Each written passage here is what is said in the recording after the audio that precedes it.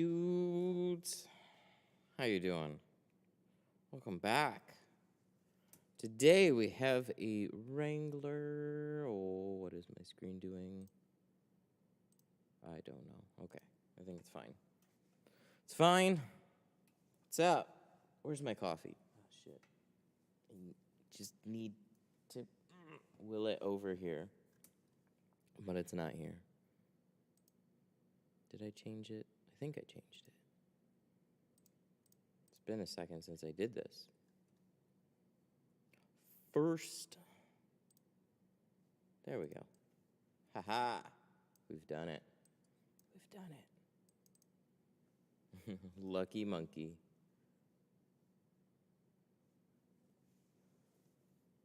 You are first. Heard of Solar FX?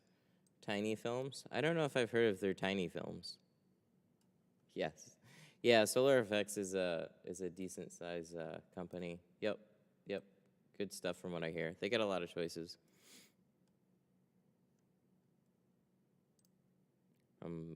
First because I'm sick of food poisoning. Oh, that sucks, man. I'm buying an Eclipse today, going 5% all the way around, including the windshield. Of course you are.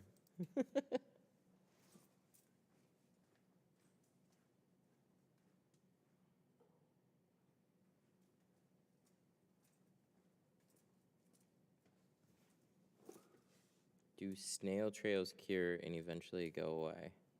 I'd have to see it. It's hard to say. An air trail, generally, like if it's an air trail, no. Sometimes they'll lighten up a little bit, but... So, as long as you squeegeed out the water with the air, and like there's nothing obvious, it would be real subtle or whatever. It's because there can be little distortions in the glue or something like that. But it's hard to say. I'd have to see what was going on. If it's an air trail, though, no.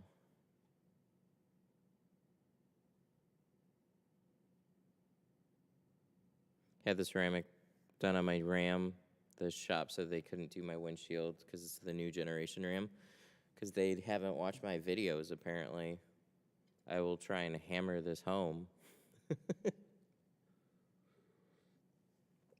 I do a lot of Rams, and they're totally fine. The problem is they don't know how to cover stuff, or they don't really understand the problem.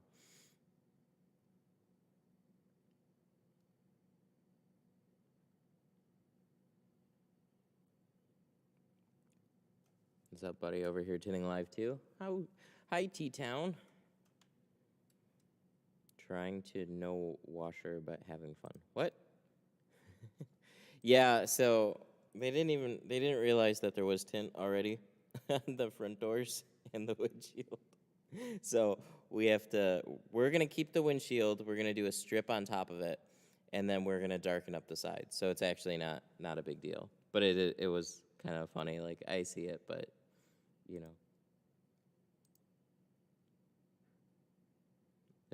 I have an eye for it.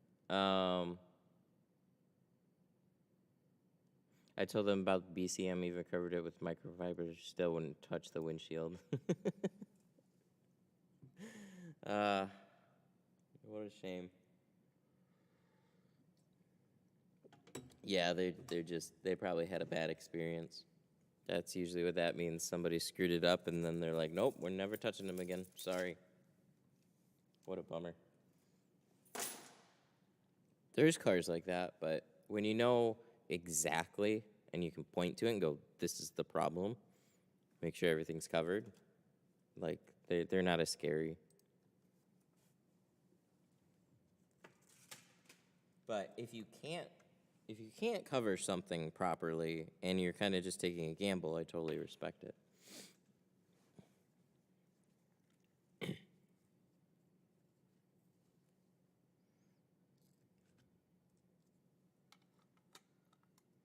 Elgato, never thought I would follow a window tinting channel. Did not know this was a thing. Thanks for sharing and teaching. Oh, you're welcome.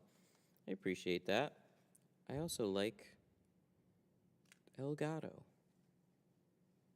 the streaming hardware company.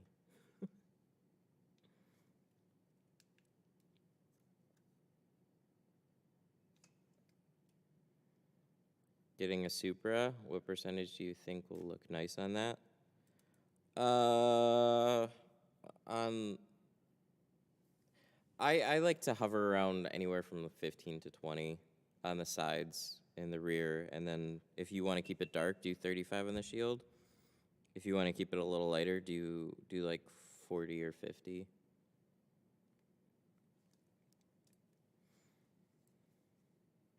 I like it to be practical. I mean, it's not that you can't see out of 5 during the day. It's just, I don't know. 20 or 15's always been real comfortable for me.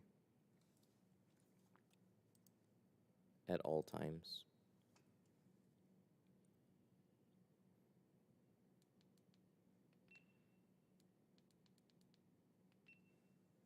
All right, there's that.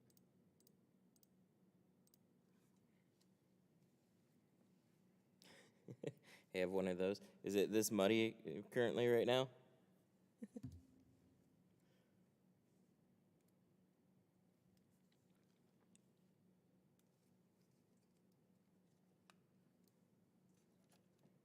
Oh, shit. I did that thing where I dropped. Let's come up here. Is it enough? It is. Okay, good.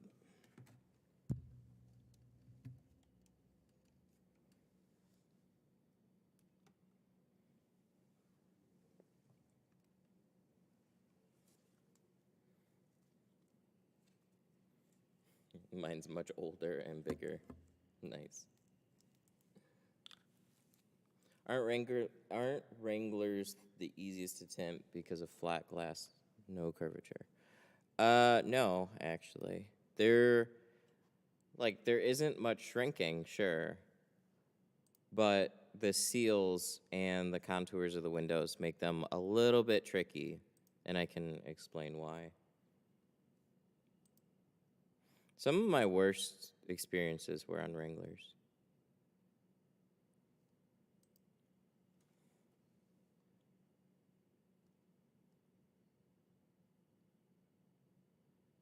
Where can I buy good ceramic tint? Just came here. Should I buy at Lowe's or Home Depot or some expert tinting company?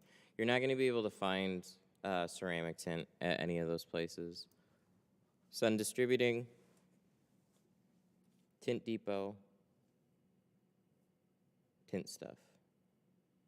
There's some links where we have good ceramic films. Sun Distributing, Tint Depot, My Tint Stuff.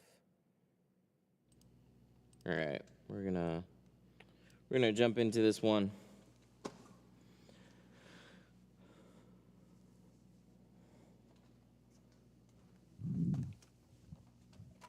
For people that only want to go illegal. Well, I mean, for all I know, everything's legal. The difference is it's fine if they have a doctor's note here. So, first, let's go over what we're doing here. So yeah, this is definitely a lot more muddy than I typically like to see when something comes in here, but we're tinting the glass and not the paint. So, it's not really the end of the world here. There is tint currently on the front doors and the windshield. It's factory privacy on the back, so looks like what most people did. They usually do the front to match the back at some point. It's very normal, so there was nothing that was ever applied to the back. So all we're gonna do is we're gonna remove the front, we're gonna make this darker, and then we're gonna do a strip over the windshield. And then obviously clean all this up. And then we'll do a layer of 20 over this to make it a little bit darker. So this will be fun. We got a little bit of a project today.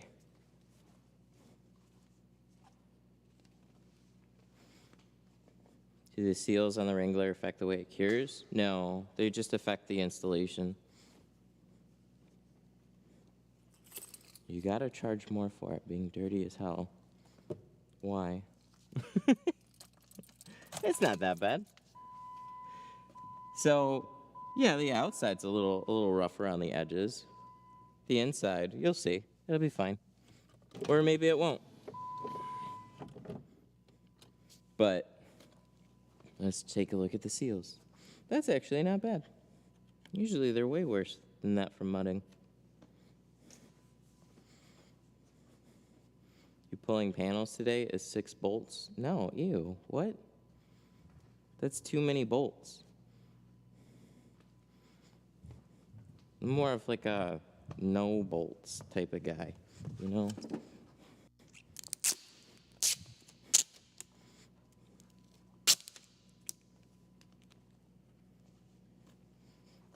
Why didn't they clean it? I don't know, because they're paying a professional to do it for them. They took it mudding over the weekend. So he brought it in for like his girlfriend or something.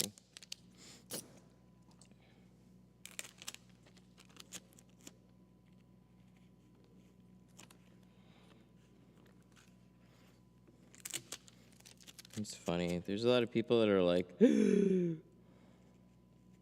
gotta charge way more for that. Nah. Like, don't worry. I'm not stoked about the state of it, but I've had to tint far worse.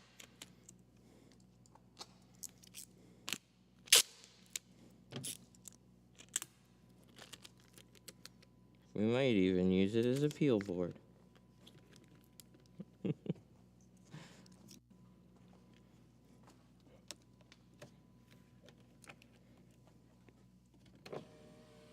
All right, so we'll set this up. We'll have to peel this. See, they got nice and close here, and then it trailed off and kind of went flush there. Probably because of the way that that back corner bevels there.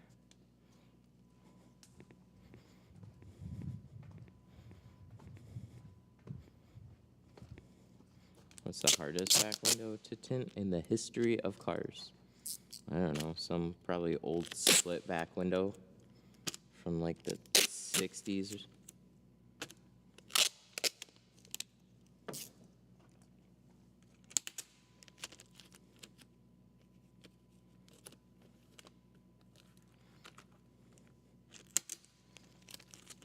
What's the purpose of the tape?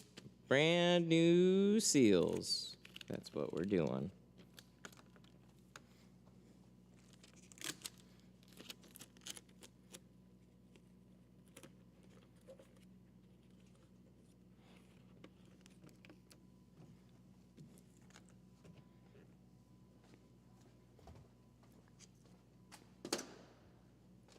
So maybe we can record some of this while we do this. Oh yeah, and then also you can see the gaps. Makes it really, really apparent. So they cut it short, and then you can see just pretty terrible gap there. Okay.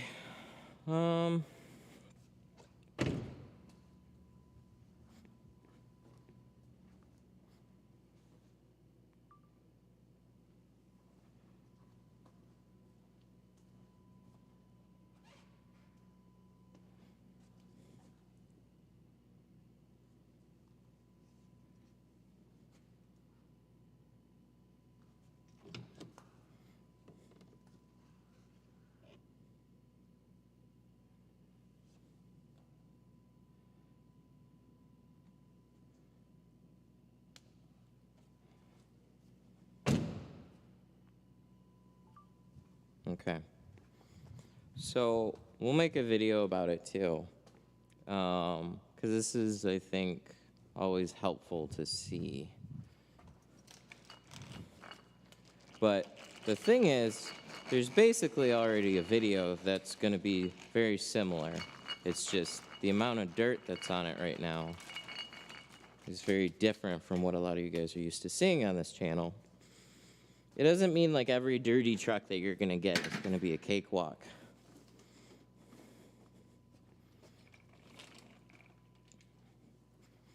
But sometimes it's not as bad as what you think it is. Doing an E300 back window. Oh, nice.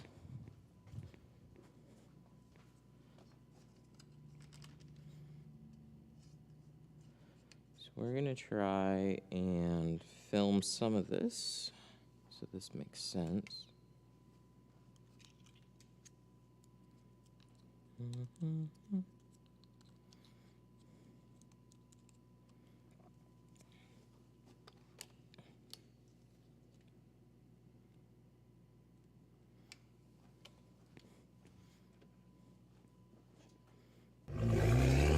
Hey, well, that's cool.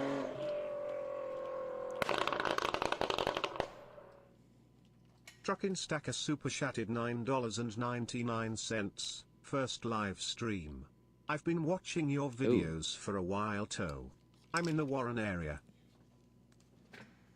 Oh, change the battery. Well, thank you. Truckin' Stacker.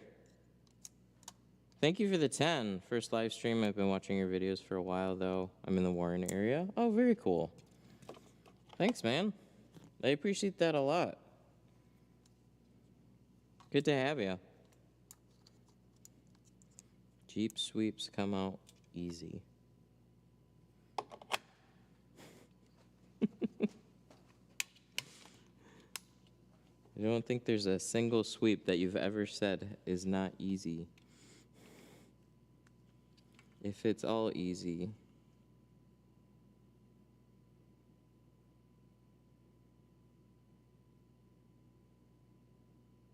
And there's nothing to compare it to. Yeah, you don't gotta pull them on a Jeep. Alright, something like that.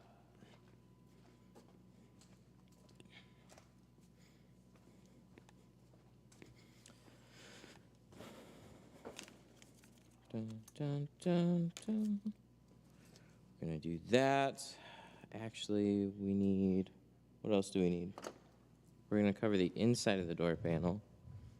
Because believe it or not, like look, the inside's not bad. It's just the outside.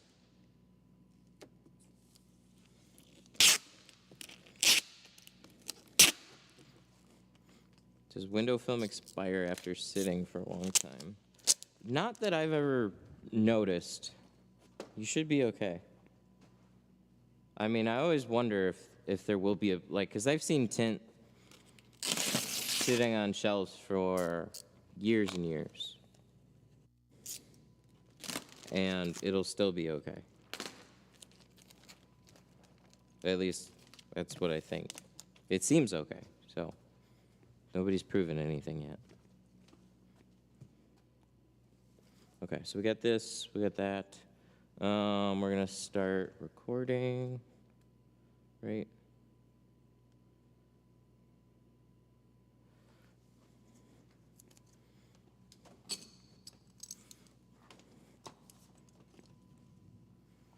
Oh yeah, they do this. This always drives me a little nuts. Yeah, not as nice of a gap on this side.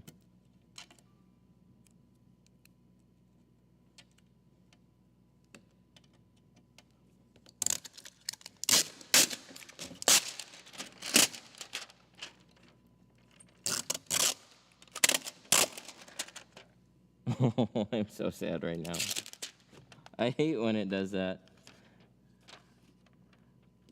Why you gonna come from the seal, man? It's not brittle, but it's acting like it is. That's the worst. It'll all come from the sides. Maybe we can get it up this way. There we go.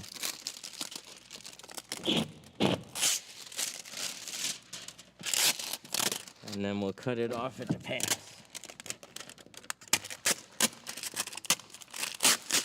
There we go. Must have been how they cut it.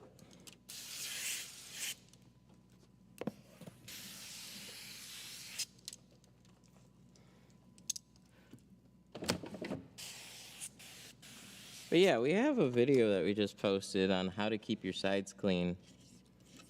Same rules apply to this. That's one reason I like taping seals so much, too.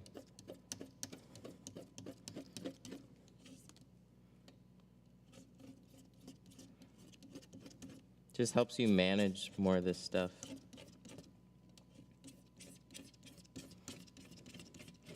So yeah, everything's taped.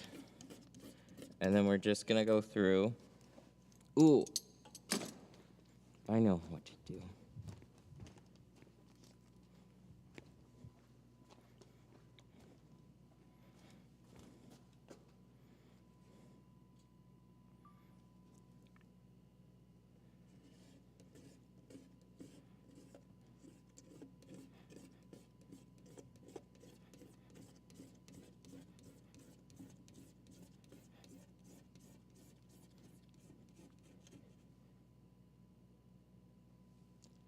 There we go.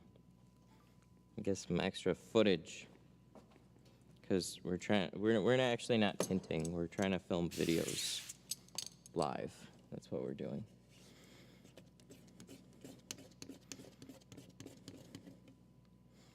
What are we doing? We're gonna do 5 on the front doors. Ooh, and there's a spider. 5 on the front doors, 20 on the rear over the privacy, so they'll effectively be the exact same shade. And then we're gonna do a windshield strip.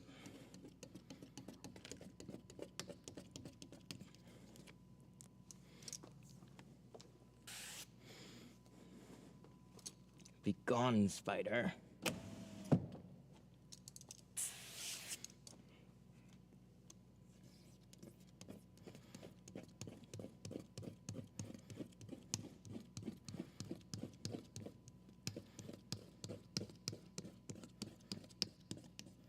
I like hand cutting better. I mean, plotters are simpler. They just often let me down. So if they didn't let me down, I'd like plotters better.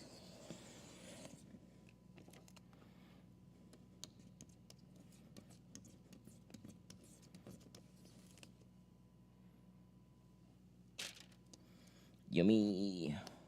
Yummy, yummy glue. I just did a full removal on Saturday. This for an old G5, which was pretty great. And I'm a little sad I didn't record it, but it's kind of weird how this happened. So it had old purple tint on the rear.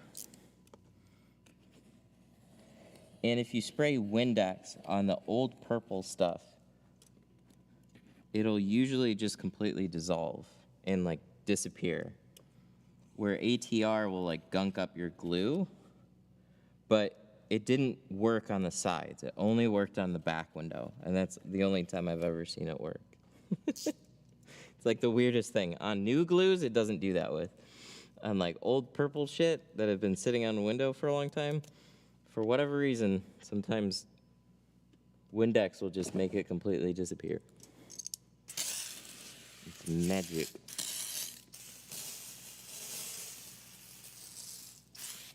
Magic.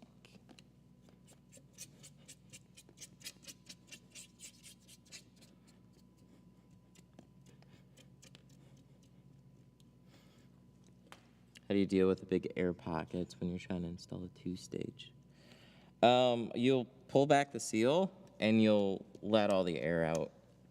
So I'll hold it back. I'll take that big air pocket and I'll just kind of like scooch it slowly towards the seal and let all that air out of it. Because if you push it too fast, it'll move and bunch up and stuff. You just want to try whatever you can to let that air out. It's usually the best way to do it.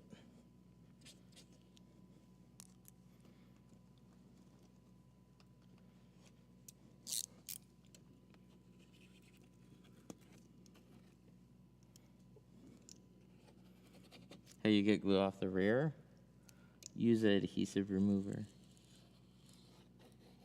ATR, LA is totally awesome. Those are a couple really, really good adhesive removers.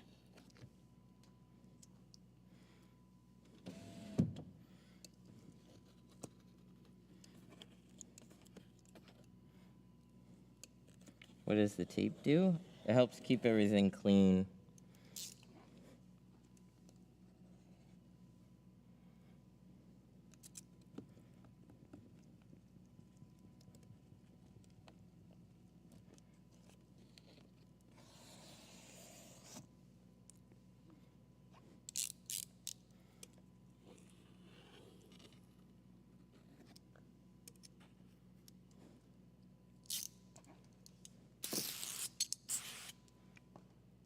That's no fun.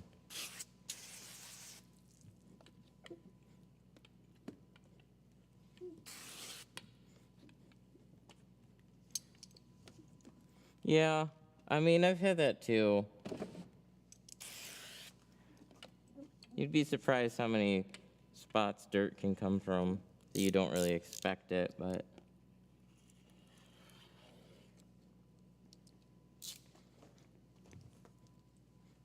we're trying to break a myth today.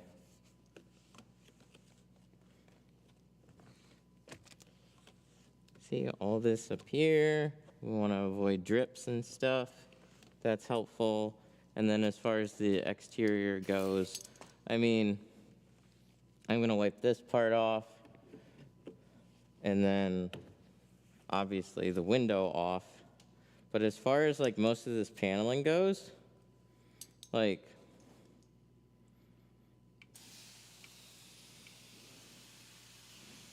I'll sometimes just spray down the top and then not do a whole lot else. So you can also run a power washer over it and whatnot too. You just like trying to get most of the bulk of the dirt kind of just away from where you're working. You can peel off of a dirty window though.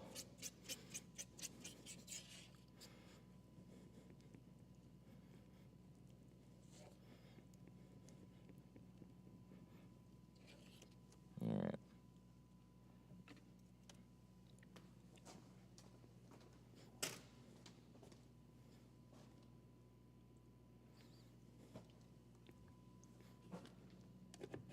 Oh yeah, and stuff like that.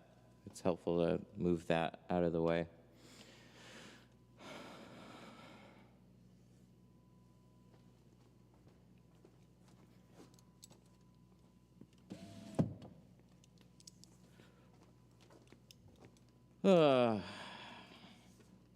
What's the darkest you can go before the cops mess with you? Oh, I've seen people get pulled over for 35. It's just blend in.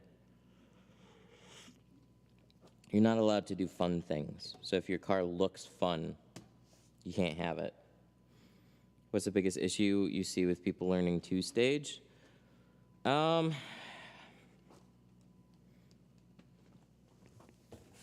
It's hard to say. I mean, because a lot of people have different issues. I mean, it's just a tricky process to get down. But when you take the time to actually get the process down, then you can do a real good job doing it. All right, so we got this one. Yeah, before we get too far, let's go to the other side and peel that one too.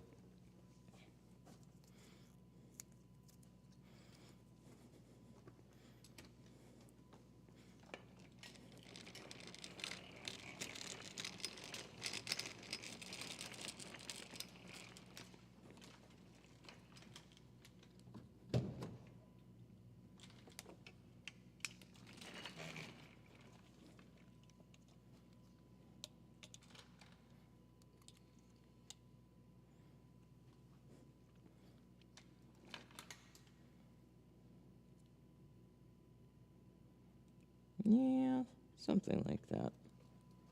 Something like that should be good. Okay, let's put some tape there. Let's get the other side. And then the first thing that we'll do is just get the doors cut and installed.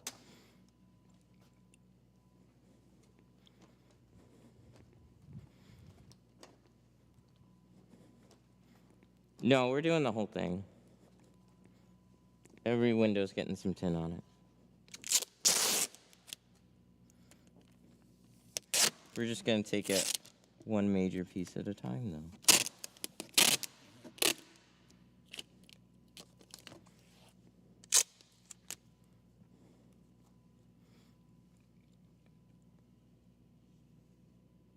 So, there's definitely levels here, though.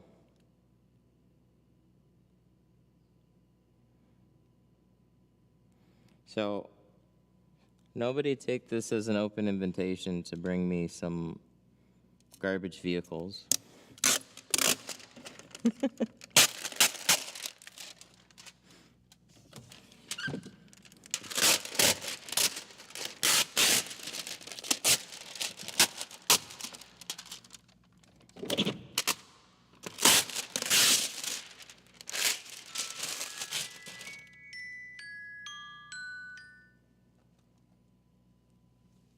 Hello, Tint Studio, how can I help you?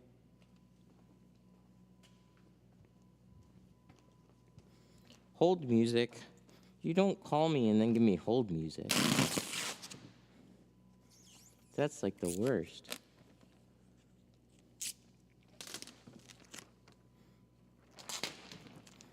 How much of a gap do you leave on the sides when cutting? How much of a gap do you leave on the sides? To prevent light gaps. Oh. So to prevent light gaps, I do about an 1/8 inch overlap. And I do that on both the left and the right side, and I'll do about a 1/2 inch at the bottom. Really depends on the inside seal though for the bottom. But you don't need to be over very far. You know, that was probably like one of the biggest. Ooh, that sounded fun. That was probably one of the biggest things that I saw at the class, actually. People made their sides too wide, and then they were also trying to tuck it too far down. Some people are just trying to go way too far.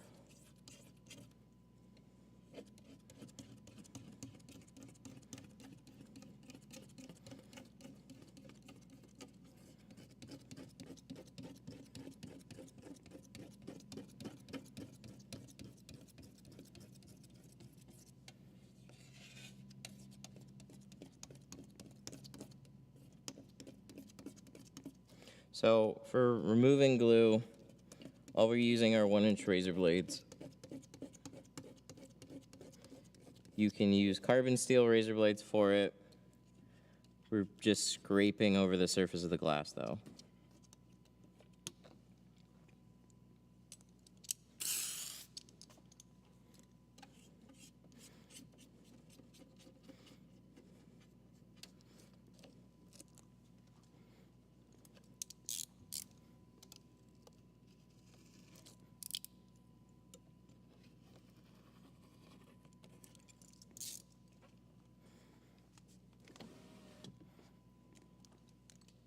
With the steamer help. The steamer is a good idea when there's a lot more work involved. So it's kind of hit or miss. Sometimes it does real well, sometimes it doesn't. I really don't want to wait around for it to fire up, so that's why we're just going and removing all the glue. Sometimes you'll sit here and the time that you could have saved just removing it, you're then trying to like go slower with the steamer and stuff. So generally for doors, it's not a huge help, but if I already have it going for like a back window, then I'll keep on using the steamer and just see how it helps. I usually get about halfway through a window before I get impatient.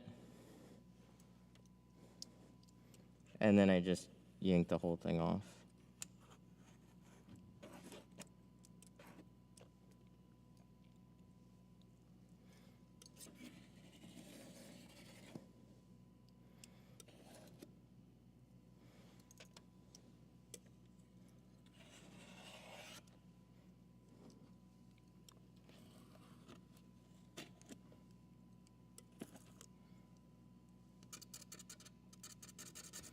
But this is definitely tedious too, and it's in its own way.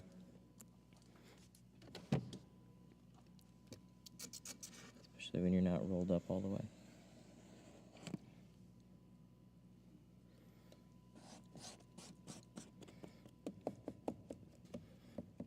I need this done to my truck.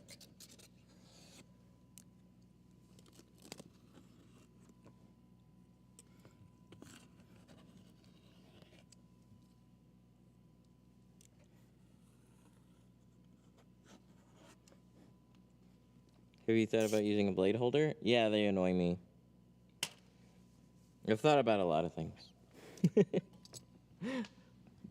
So, my hands definitely start to cramp up, especially nowadays a lot more.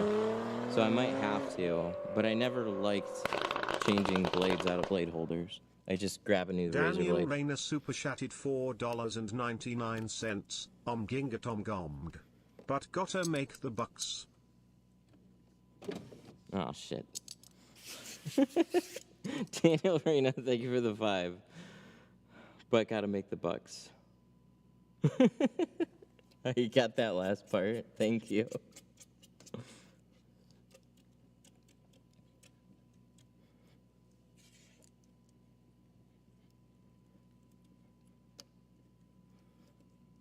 Yeah, I'd say my hands cramp up a little bit more than they used to. When you're doing something like this, feel a lot of pressure right in here.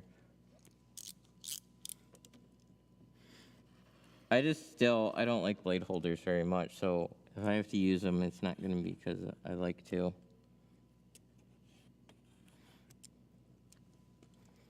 Because blades, they'll dull out kind of quick.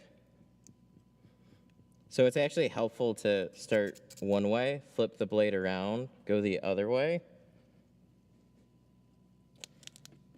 And then when they start to get too dull, then you just swap it out and keep going.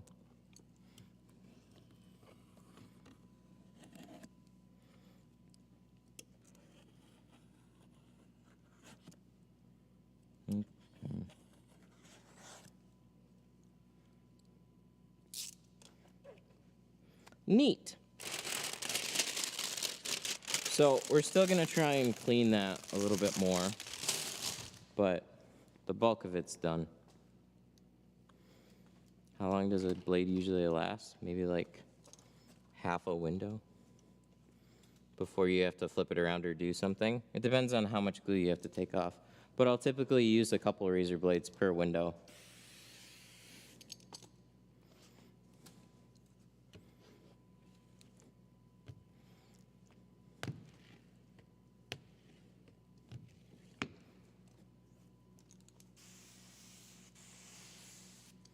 I wonder if we should replace the tape.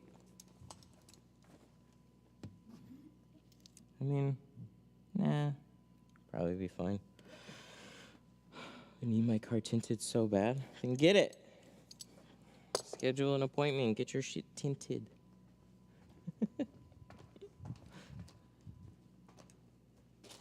All right.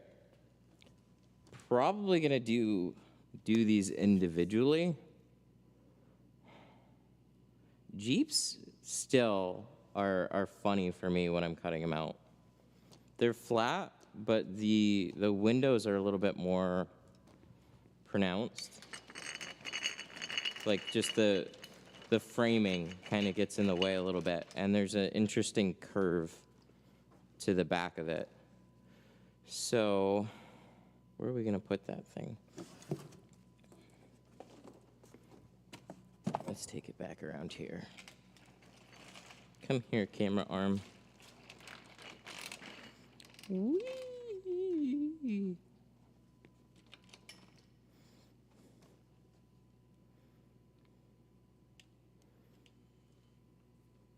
What? Do you sell tint? I sell tint to anybody who wants tint.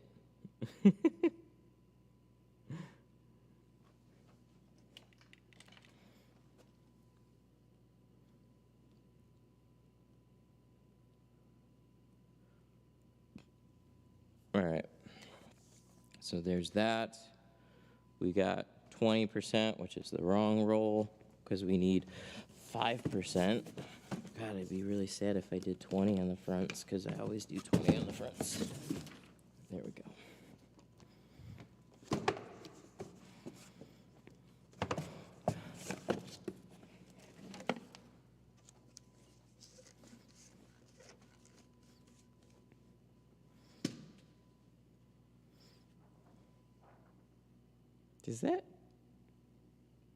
Is that extra?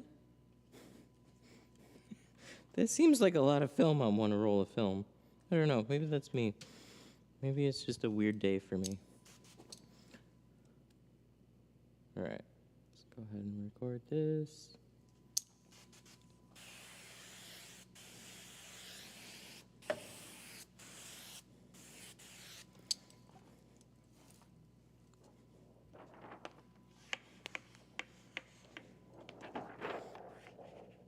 Have any of you ever been so lucky as to get a 200-foot roll accidentally?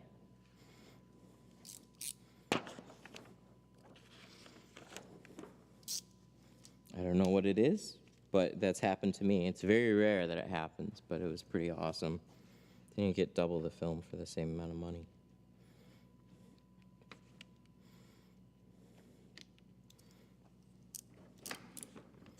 Okay, so we stripped all this glue out, so we really should then go change this blade, and I just remembered that I need to do that. So let's go do that really quick, and then we'll come back here.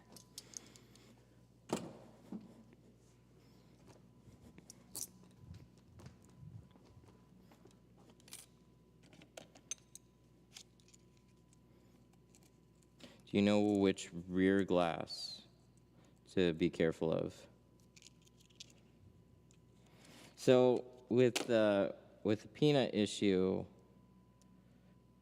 Chargers, Challengers, Mustangs, and 300s, those have all been ones that have consistently happened to me. Beyond that, it's really hit or miss. But if you just pay attention to defroster lines, you'll see when they're a lot thicker on average. But for the most part, on most cars, they're a non-issue, so it's not something that you always have to be concerned about.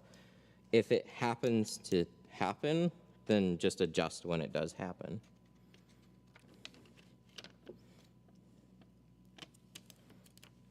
Because, like, you'll just, really, some people will have interesting problems with a vehicle that you might think is very straightforward. So those are the main ones that most people have issues with. But other than that, it's kind of a non-issue. Or if you have a couple one pop-ups, then it's not so hard to take care of it. Okay, tuck this down here. Got a little overlap on this side, a little overlap on that side. What do you do with the scraps? I piece them back together into a whole roll of tint. It's like a big jigsaw puzzle.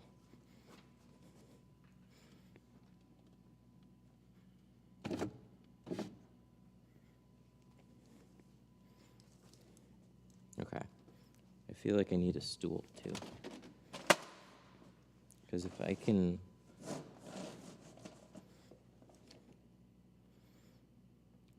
should probably roll it down just a little bit more. This is the part that I hate the most on the Jeeps.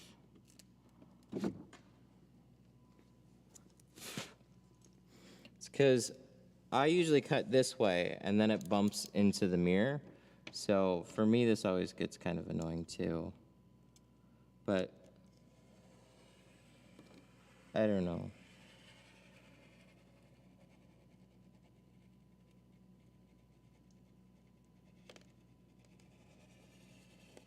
Like here, that's what really annoys me.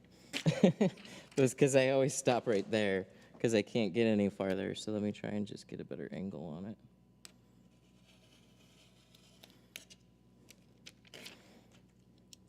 There we go.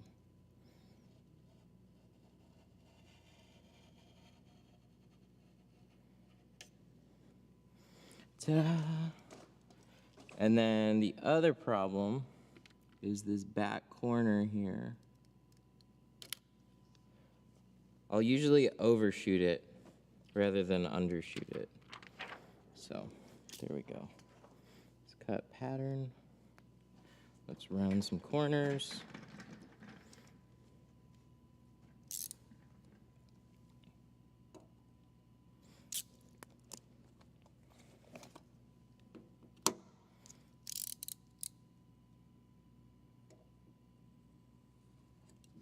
So I used to have like a super not fun time doing these. I don't know, just the way that the window curves or the top edges are. Jeeps for me were never like a super fun thing for front doors for me to do. I kind of got used to them.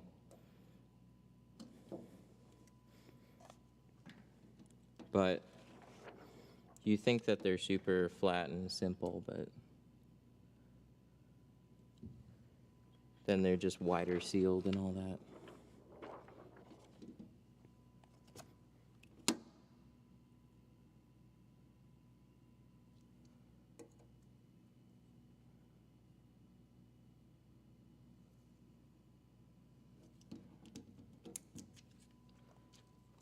I also didn't have a lovely glass board to cut out my corners on.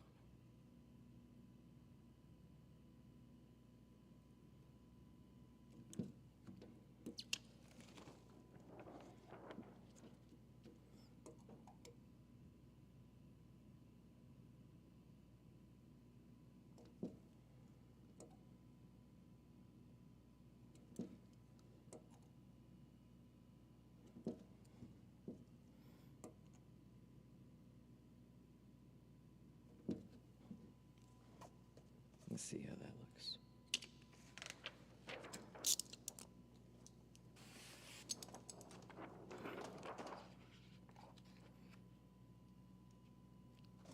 Yep. I thought so. Yep. See, I'm not even rounded enough. Just a little bit more. Did they go mudding to make it more challenging? I think so.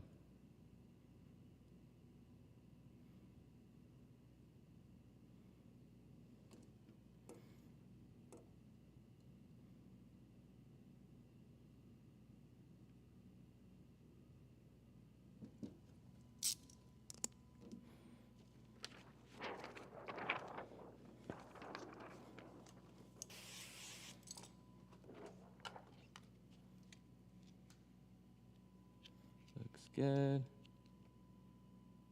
Cool. That's looking better.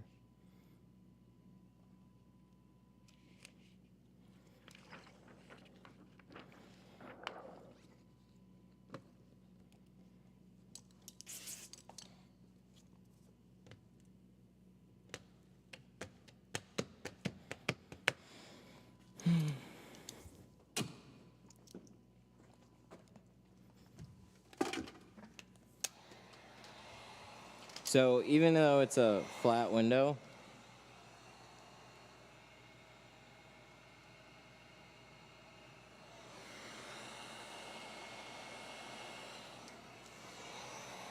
I'm still gonna shrink it a little bit, not much.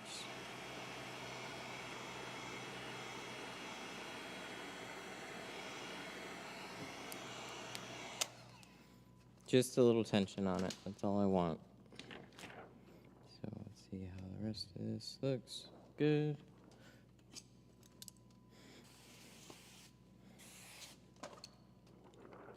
And then we're gonna put it back on the door. So we're gonna raise, actually we're gonna go through and one more time. So I'll clean a door, I'll scrape the whole thing as thoroughly as I can. And then when I go to reinstall the film, I'll re-scrape the whole thing because inevitably there's like one little spot that I missed. So whether that be like in the corners, I'm always trying to go back through, make sure that I did a nice, good job. So all these little corners, that's where shit hides.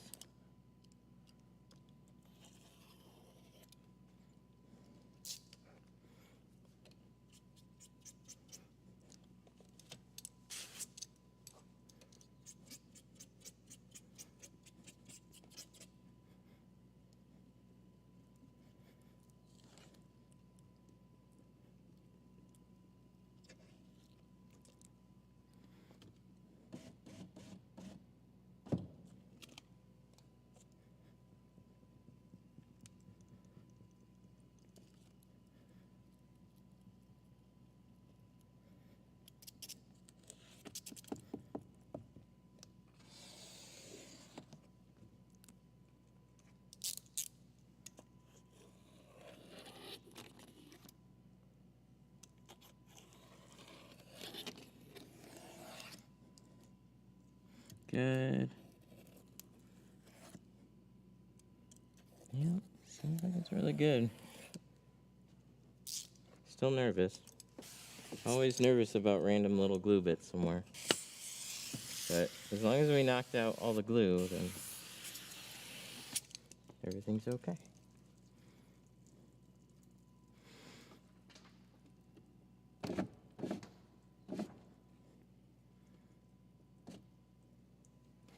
Right about there.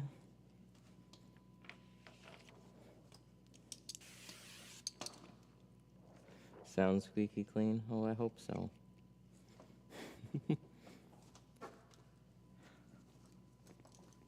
Should be.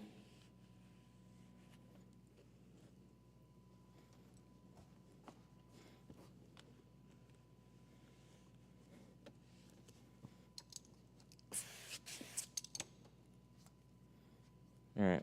Are we filming? We still filming? Okay, good.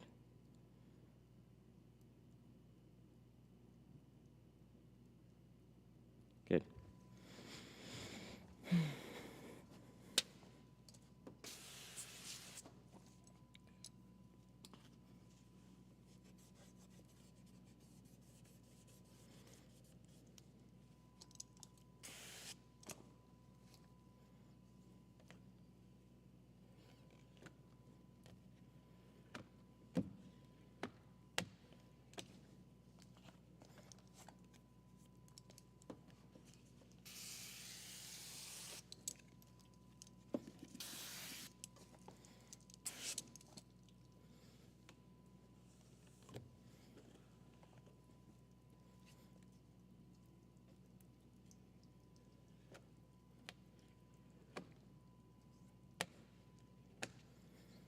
Seems good.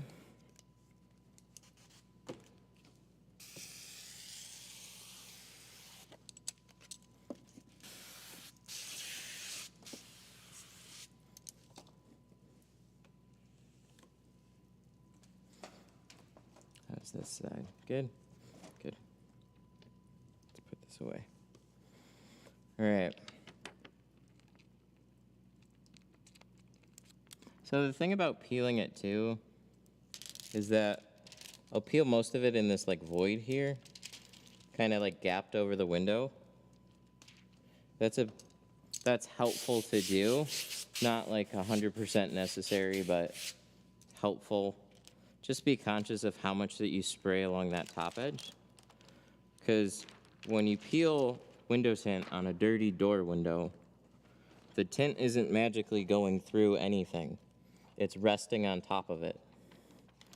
So when you saturate the top edge there and dirt falls into your film, well, that's where a lot of speckles could come from. Other places that they can come from is the sides. Other than that, you know, there's not a ton of mystery to it. Oh my God, my hand. It's just like, I was below that. I'm trying to like scoot the whole window down. And then it got stuck and then and then my hand like twitched every time and like threw it back over the top. So we just want to keep this nice and close. That's good.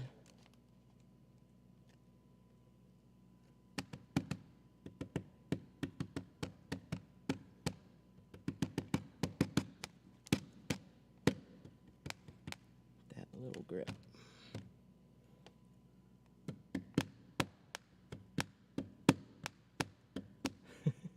It just wants to grab just ever so slightly. Trying to get this as close as we possibly can. There we go. That's looking real good.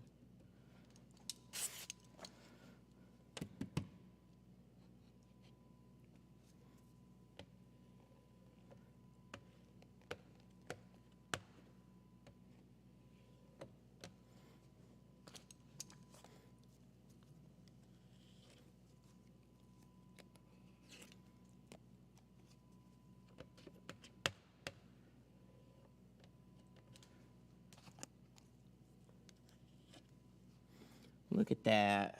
That looks so nice there. All right, now let's roll this back up.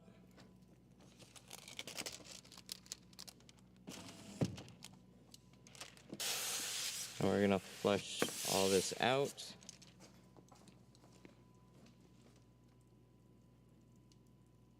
Yeah, it's fine.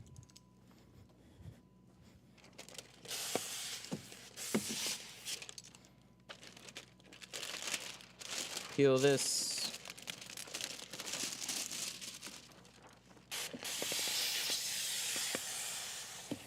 So I also want to make sure that no glue bits got stuck up to my window and went back up. So I'll run my hand against the glass just to make sure that there's no clumps that came off of the seal, because we try and get it as clean as we can, and then sometimes something will get messed.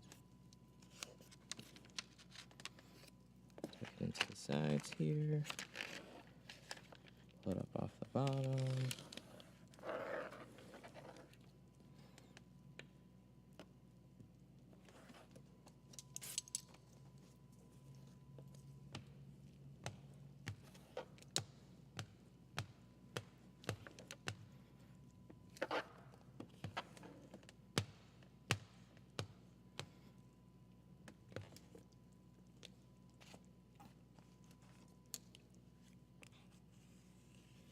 Squeegee that down.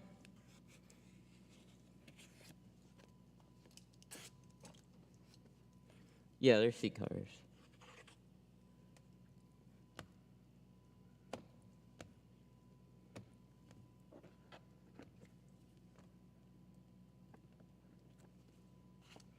Looking good.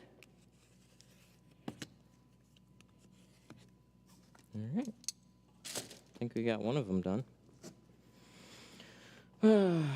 No gaps. That's always helpful. Pretty dang clean, too. Looks like this thing had a bath. So,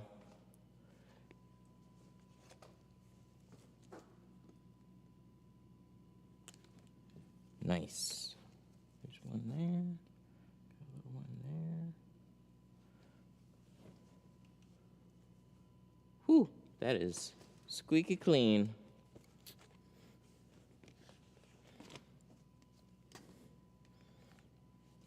So yeah, where's my phone?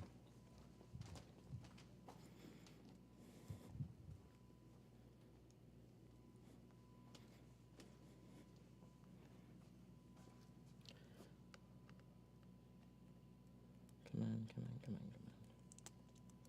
We'll get it started. Ugh.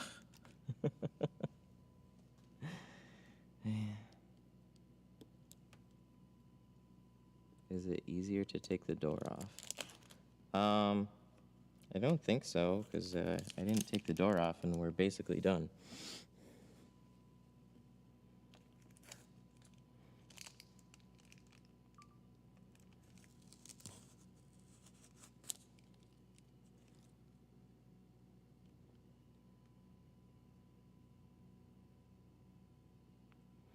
So you see how that's why I tape. Try and get some good shots of the peelage.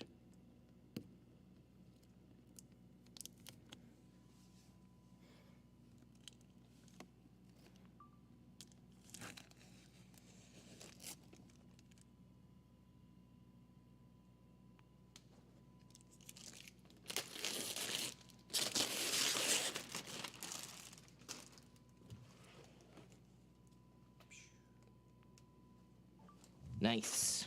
I like it. Yeah, there's been a few times that I've just wanted a little extra footage. I gotta remember context. So whenever I go to post a video, I like start with like showing what I'm doing, but then I'm like, oh, people don't even know where I am.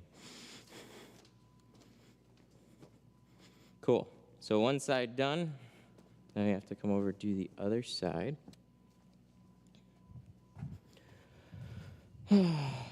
So let's cut out some more patterns, huh?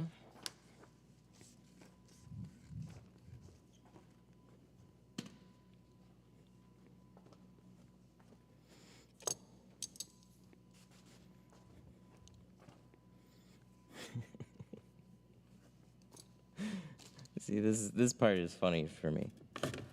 Just seeing the mirror that dirty.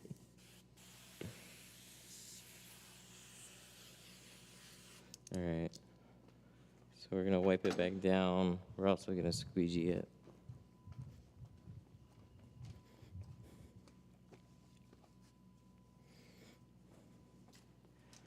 Where's my big green?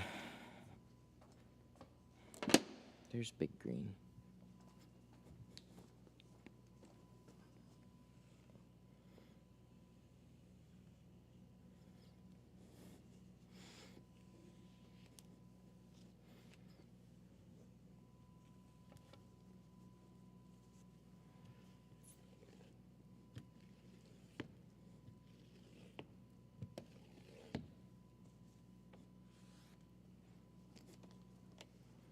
Have you ever had super dirty vehicles that took so long? Yeah, for sure.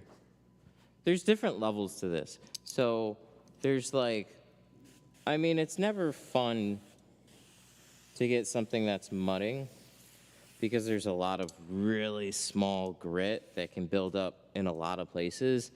So if they mudded with this with the windows down, which it doesn't look like that's what they were doing, the inside would be in a much different state than it is now. Stuff like that is then going to add to the headaches. So this is mostly like surface level stuff here, so it looks kind of scary, but it's not that bad. But you can get some stuff that is like just way old, way built up. But tape will definitely help. When you get into old trucks too, that's where you'll have some more complications.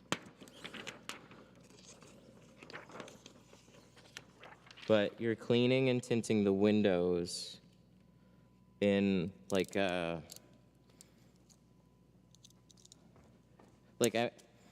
basically, I'm not tinting the paint. I'm tinting the windows, and I'm always cleaning the windows. And there's always little things that can make a tint job look really, really dirty.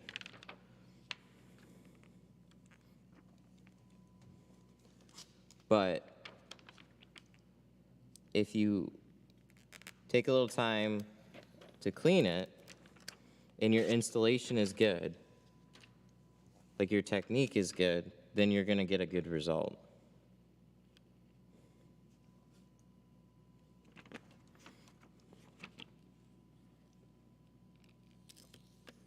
This one might actually be easier to cut for me on this side,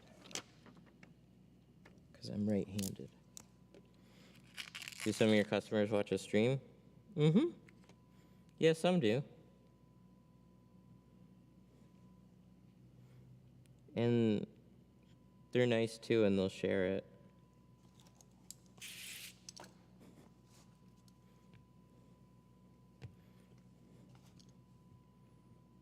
So there's that.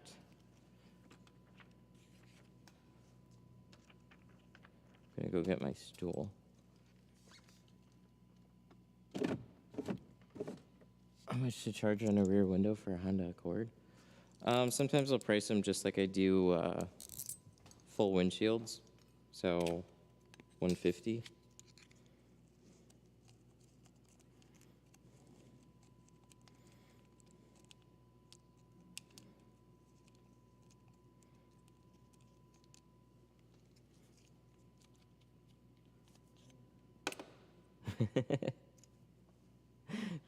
That paint could use a ceramic coat to help the mud slip off. Yeah, I don't. I think it needs a few more things before the ceramic coating, though.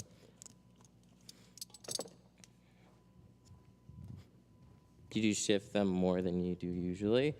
Not really. So these rear seals are actually a little tight. They're a little wide, they're a little tight too. So with or without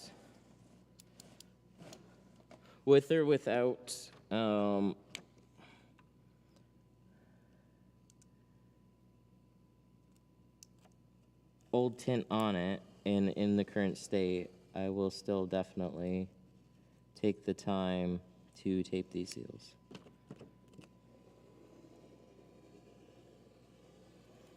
It is easier for me to go this way.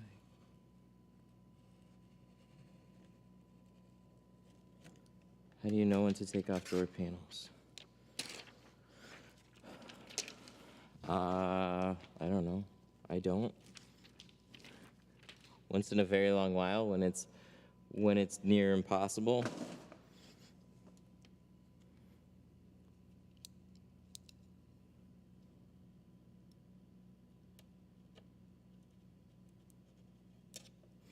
Okay, there we go. We got that mark, so we're just going to continue that round. It honestly doesn't look like it was muddy. They said they went. Maybe not the same extreme, but they thrashed around up north before they brought it in here.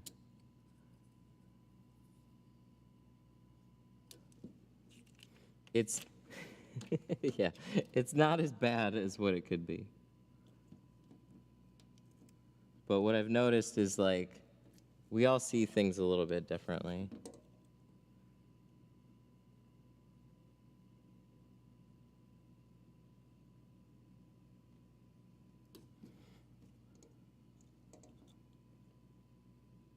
So, like, I posted a G5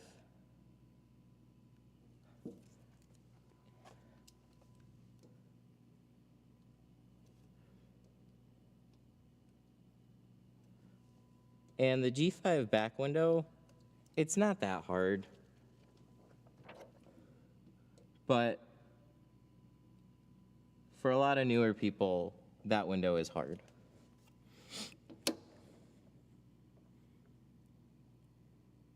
Especially when I get a phone call of somebody and they're struggling with that window, so. Everybody's got different challenges. So this is something that you'll likely encounter. And you don't need to turn it away. You don't need to tell them to go get it washed, although you could say, like, hey, that would help. You could take a hose or a pressure washer and spray the whole thing. And but this is to kind of illustrate, like, I'm always tinting the windows.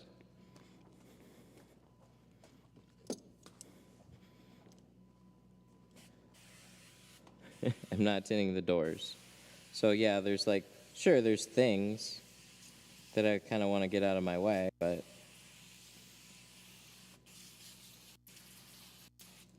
spray some of that down. Just kind of bring that line, you know, that all that dirt, just kind of wash it out of my way a little bit more. It's nothing crazy though. What slip solution do you use?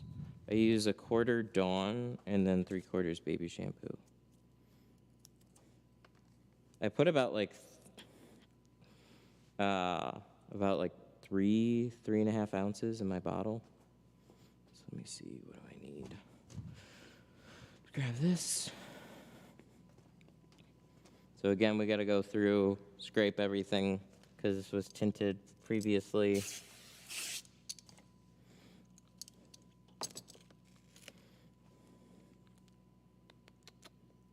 Should I get my boom arm again? Yeah, we'll do one more. See if we get any better angles.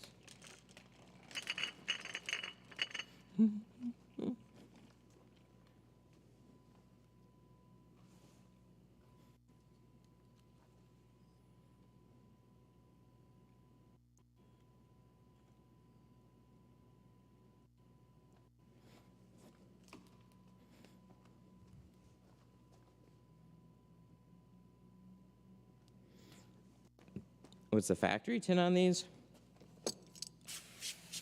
20%.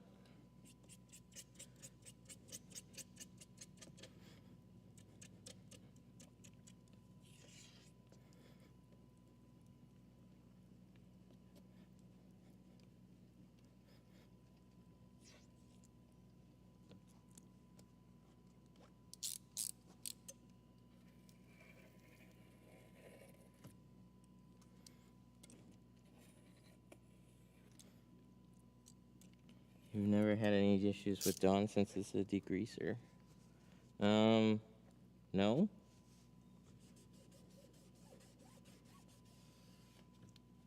Have you?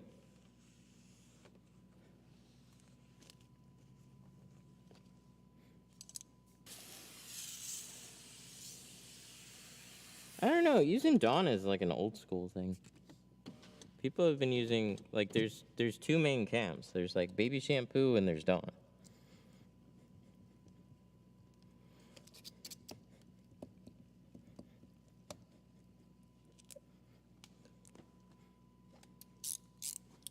I need to decide 3M or Lummar. Have you done your 3M or Lummar interviews?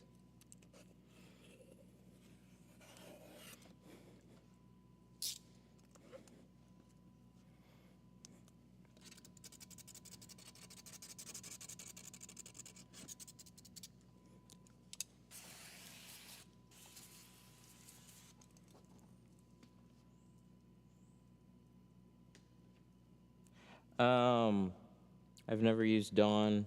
Only baby shampoo. Geo doesn't seem to work great with only baby shampoo. I agree. That's why I mix a quarter Dawn, and then it slips better.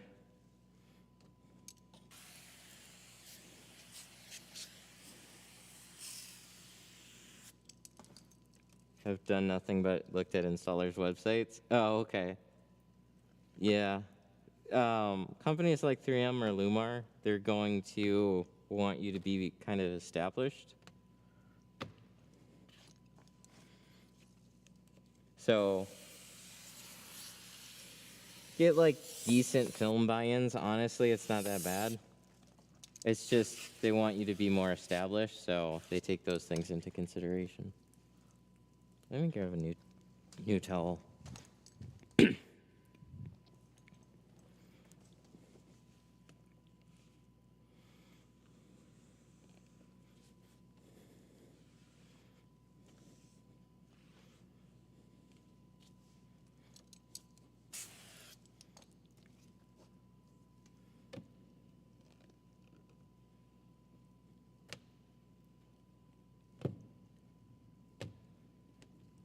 Sorry, I meant to have install, not do myself.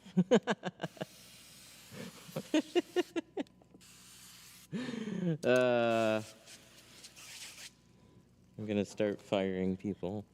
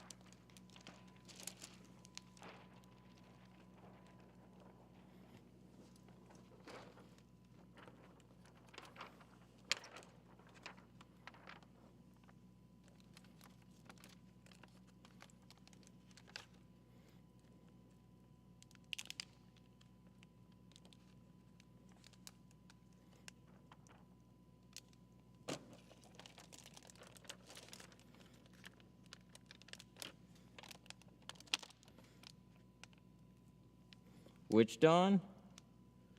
The blue. I don't know. That's the one that was recommended to me, and it's the one I've used. Works good. So I'll use like the blue Ultra.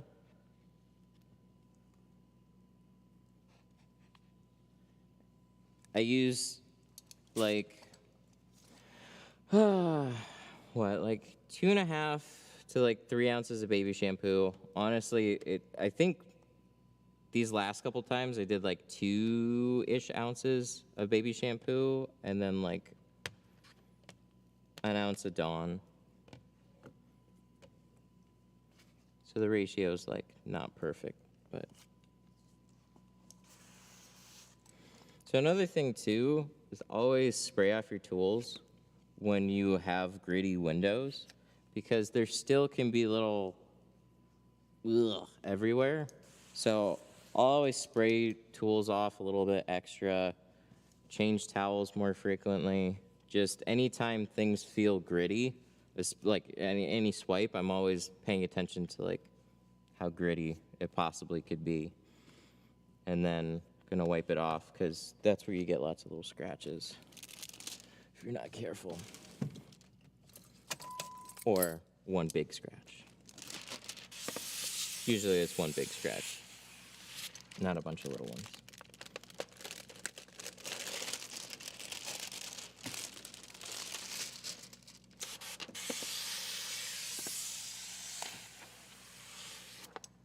Have you done a Tundra back window? Oh yeah. I'm trying to remember. 3-piece slider. If I remember right, there's just not a lot of room, and also the year varies too. So I don't know what year you're working on, but Tundras, I think everything had to be cut, because there's like the Tacoma and the Tundra, and I get those confused a lot. Oh, and fun fact too, I'm just remembering we actually didn't shrink this door at all. So do you need to shrink these? No. But I like to prevent anything from popping up, but on a Jeep especially, yeah, they're pretty damn flat, so. But I literally forgot, and I'm just noticing now I have no curve at the bottom where I usually do. But we're okay. We made it. So you can see too, like from one side to the other, visually, is there much of a difference between the two from shrinking to not shrinking? No, it was just a little bit. It's just to create a little bit of tension there, so everything is for sure gonna lock down in place. Where this, I'm taking a little bit more of a gamble of like some slight fingers popping back up. But again, it's really flat. It's good. Tacoma, midsize, Tundra, large. So the Tundra was the more difficult one. Yeah, I don't remember. Not a ton.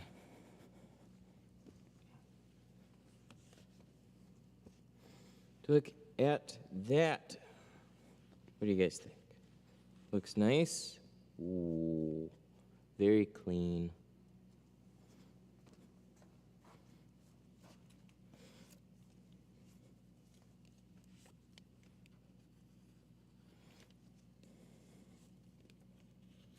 It's a roll down back window. Ooh, I got a tip for you. The bottom seal, I think, pops right out.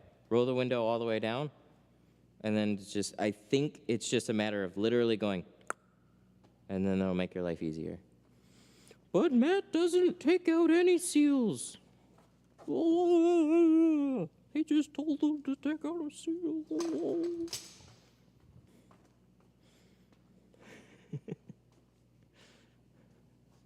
Yeah, like literally one of the easiest. Oh shit! What? No, you bitch! When did you die?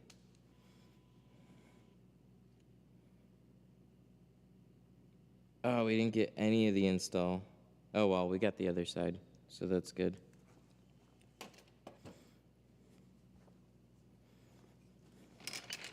Yeah, it's like the Forerunner is way different, but on the what is it?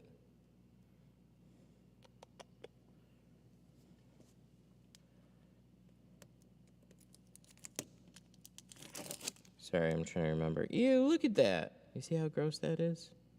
Yuck. That's why we tape.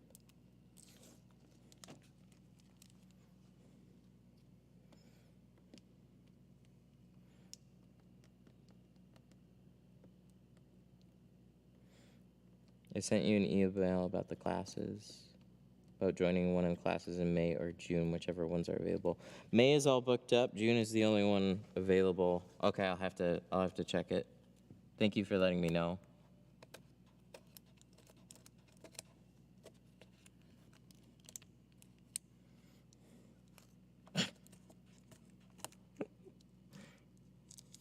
Easy seals. Seals come out easy. Tint Pro is like how to do it.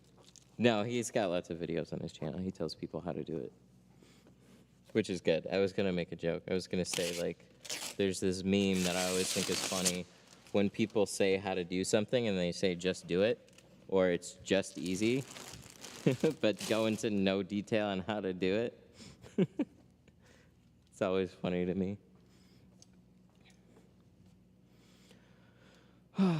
Well, there we go. There are 2 windows down. So, well, I'm going to push this back over there. So that's helpful. Let's get this out of the way. We're going to continue along the back of it.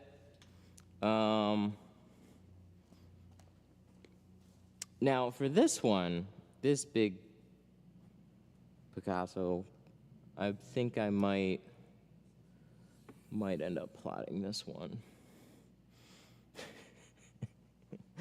See, this one could be completely clean, and I still don't like cutting out this back window. There's just so much shit in the way.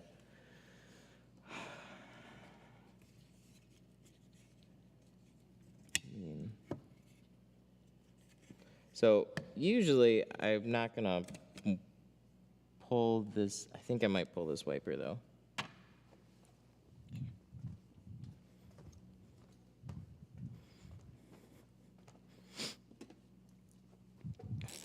What software are you using for your plotter right now? Film Cut.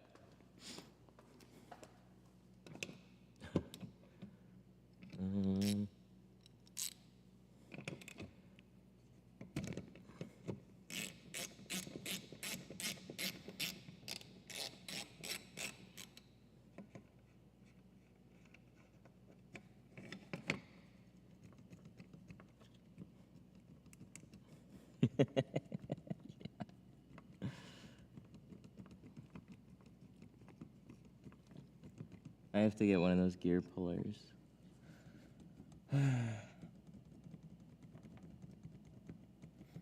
Wipers, they just pop off. Yeah, I'm gonna get a gear puller. We'll do that on another day. I'm not gonna sit here and keep cranking on a window.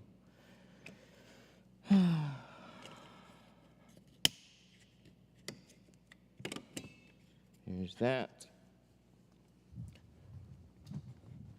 So in that case, let's just go ahead and clean the whole thing up.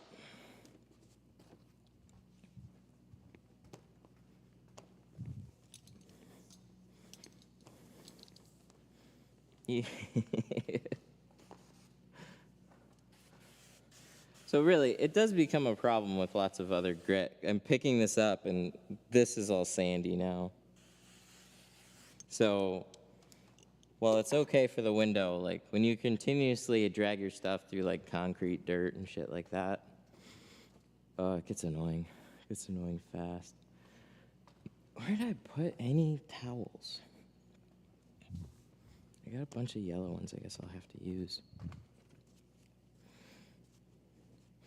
Oh, that's weird. They just threw it in the thing. Oh.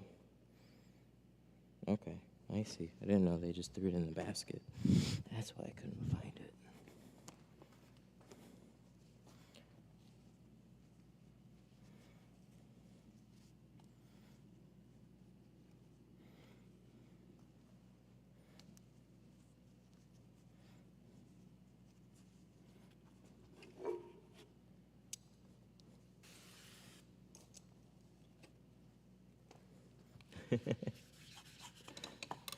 No, I just gotta wash it. I was looking for it the other day, so we used it for the class. Then I didn't know where it was.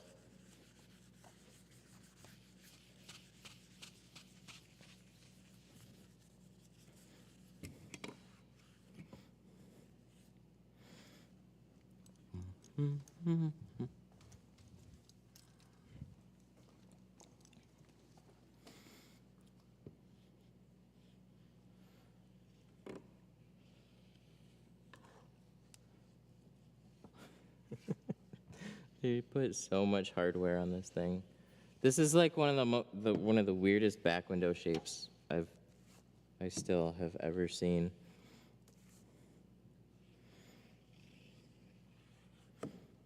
To their credit,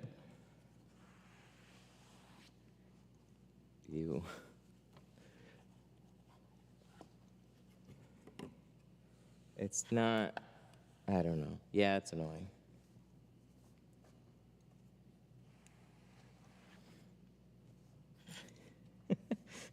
Oh, it's okay. Road grime versus this is way different. This is, but I appreciate it. All right, what are we gonna do? Are we gonna glass aid this, or are we gonna just plot it? Thinking.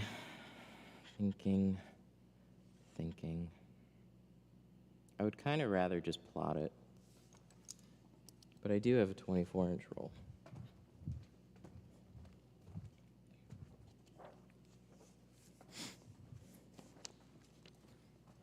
Oh yeah. Yeah, we're just gonna plot it.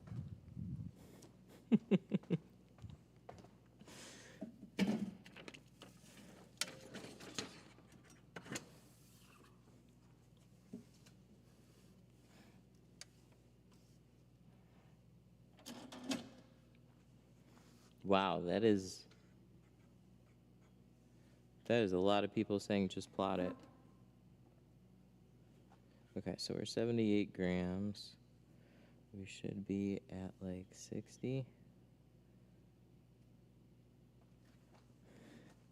Oh, there we go. Canon.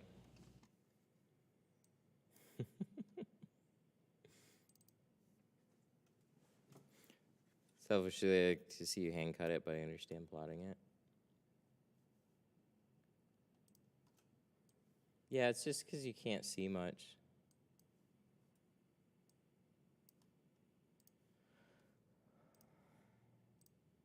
Tint. Oh, shit. What year is this?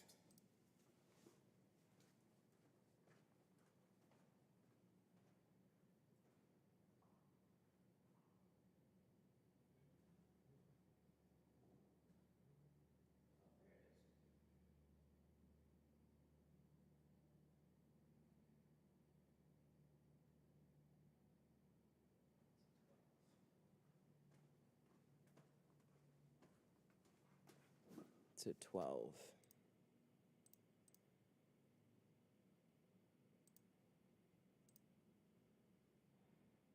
Oh, yeah. Wrangler 18 through 11. Wow. Yep. Oh, yeah, there it is. I should know better. There's only one style, so when this thing, whatever Wrangler causes this style to pop up. Like, look at that. Why do this? Kind of ridiculous. All right.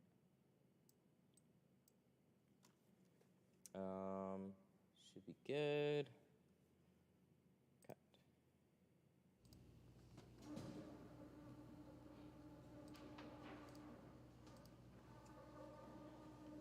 There we go. Let's watch this thing.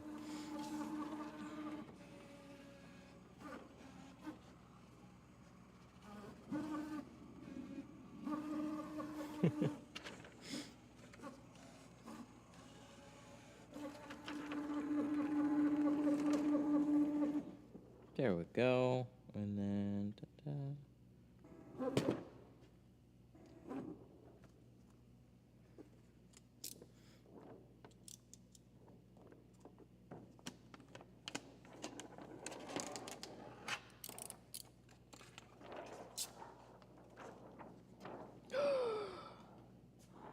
I'm so glad. You know what? I made a problem. Hang on. I grabbed the 5, so I have a extra back window. We gotta switch it. We were doing 20 on the back, but then I took the 5% roll because I'm dumb. So I would have actually cut it out and then completely messed it up because we gotta swap this yet again.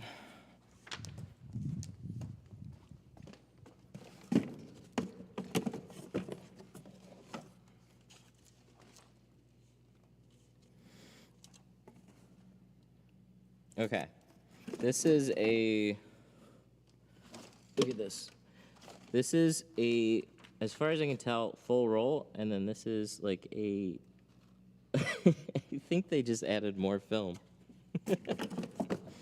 By mistake. Yeah, bathroom's back there.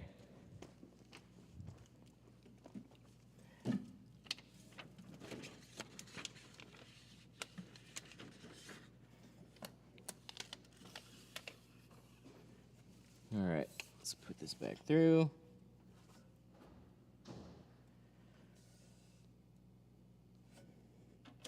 Cinch that down. Then I gotta retract this a little bit. Enter. All right, one more time. Press this button. So this is called a plotter.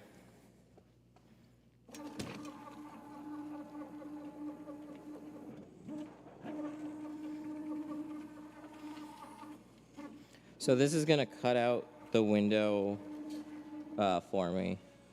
So this crazy cityscape cutout. It's just gonna save me a lot of time on this one.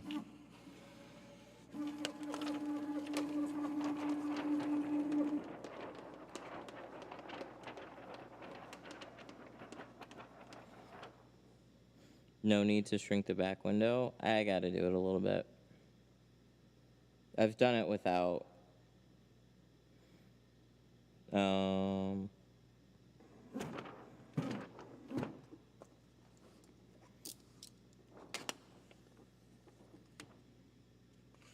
I shrunk one side, one front window.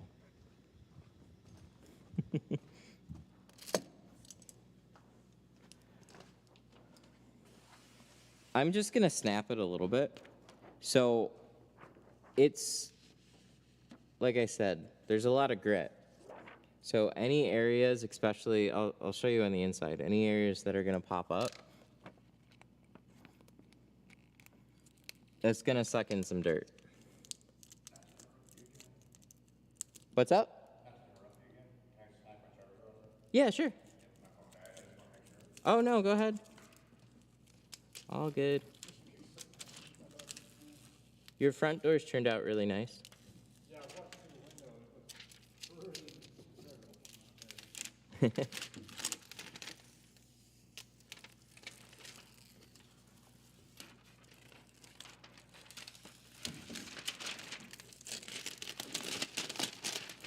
Look at that. Nice and clean. Oh, glad you like it.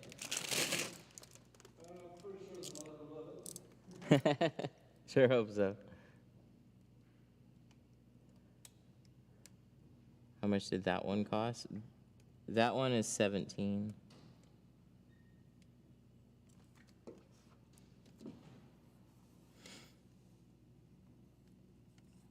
They're well worth it. As long as the patterns work.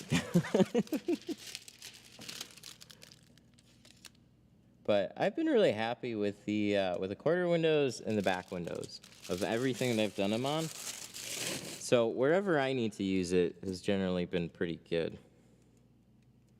There's just obviously some that don't quite work out that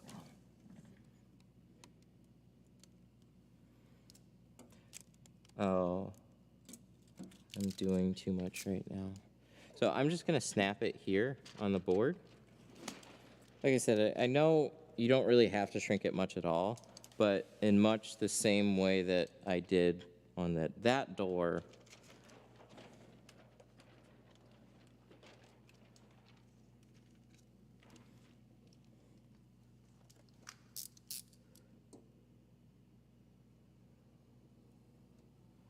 Oh, hang on one sec.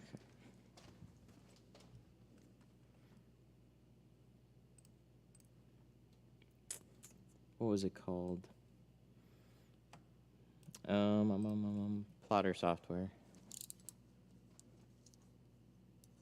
Plotter software. There you go. Use the Tint Studio code. So just Tint Studio.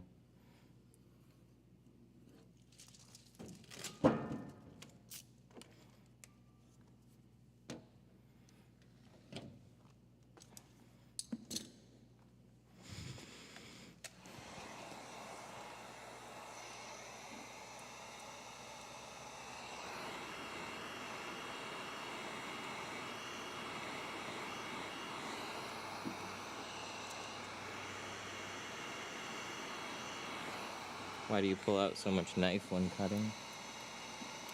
Low angles. Lets you get closer to the glass. The closer you are, the sharper the angle, the better it's gonna cut. And it's not gonna leave a score in the glass. So, put out, so if I'm cutting on a big flat surface, I'm gonna put out more blades so I can just keep a nice low angle here, where if there's a little bit, there's like an offset.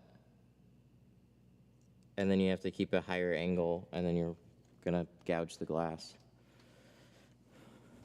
Do you know Glass 8 is back? Oh my god, that alert. I think I know.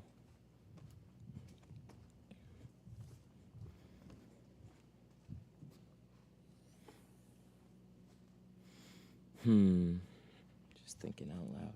This will be nice too, because I don't have to move this anywhere.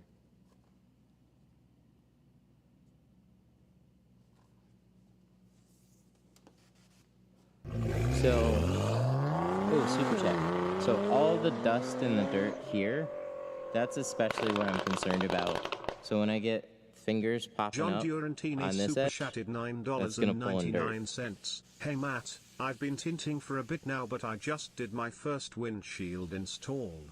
I also reverse rolled for the first time during the install. Still got a lot of dirt in the film. Any tips? Practice.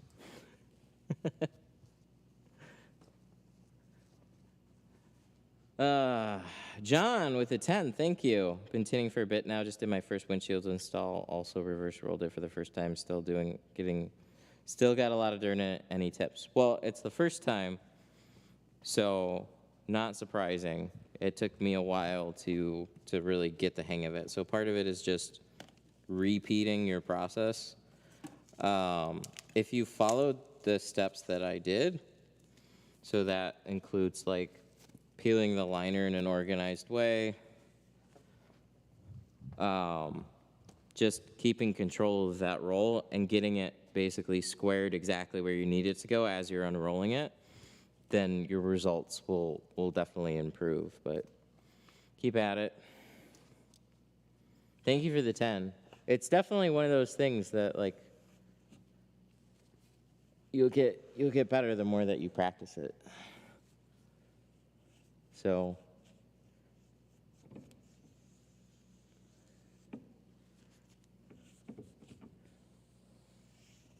tack cloth.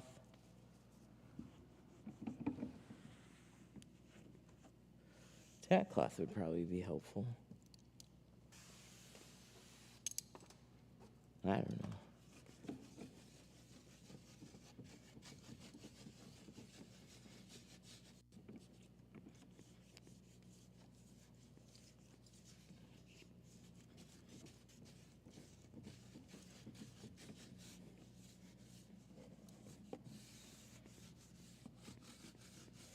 So yeah, everywhere down here, like I'm not really worried about. It's that one area up here that things can always because there's like a little crack up here too. And I swear, dirt always starts to spill out there. So I want to be really, really careful when I soak that down.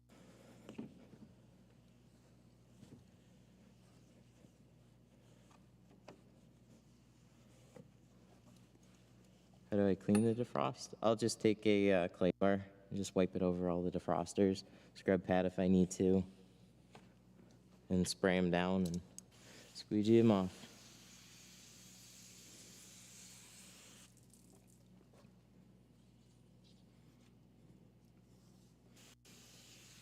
Just ordered film cut. Oh, cool.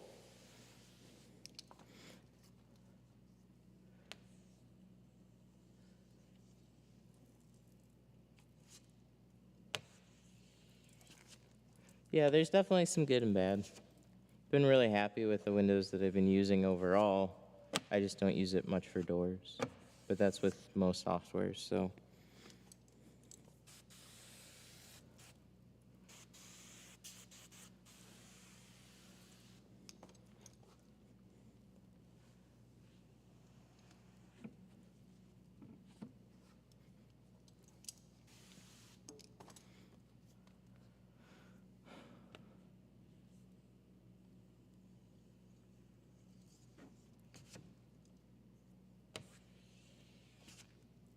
I was told the patterns are better than film and vinyl. Yeah, I've been told that too. I wasn't a big fan of film and vinyl.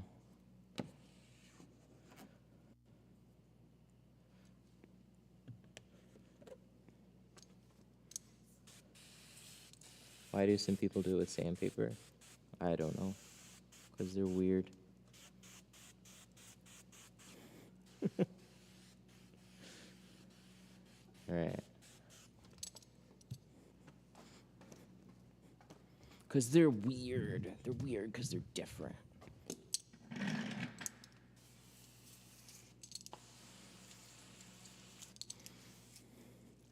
Gritty.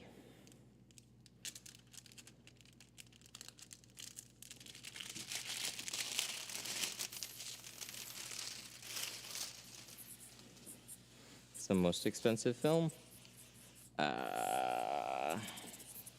Most expensive that I remember was like PhotoSync. It was like $2,500 a roll. That's pretty nuts.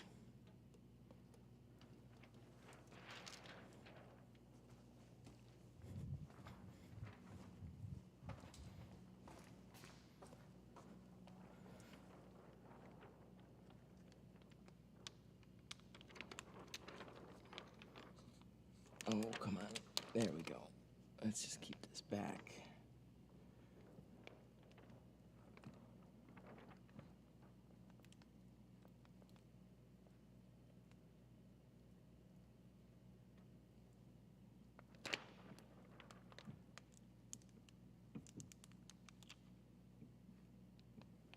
Ooh, look at that.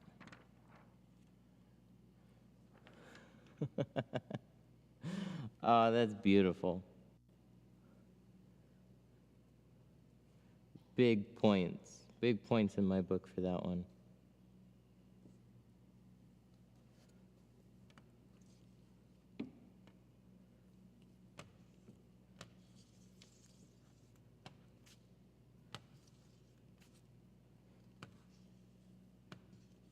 It did lay down quite nicely. It was good.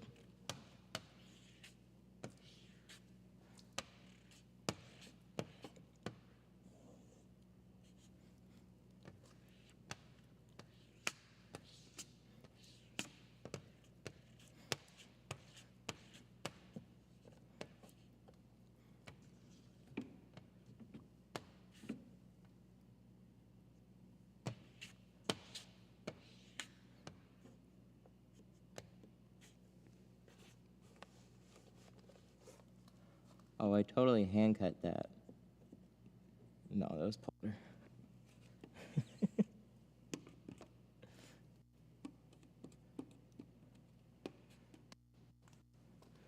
Yeah, that cut was nice.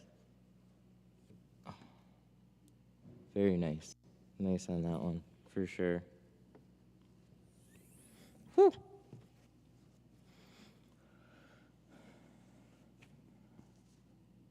Now, the question is,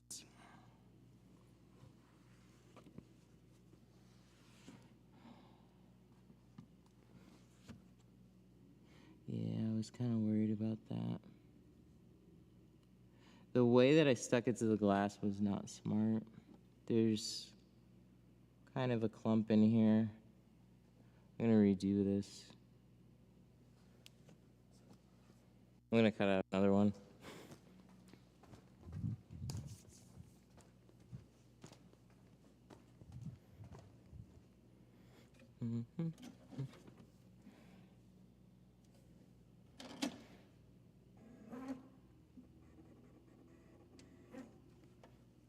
There we go.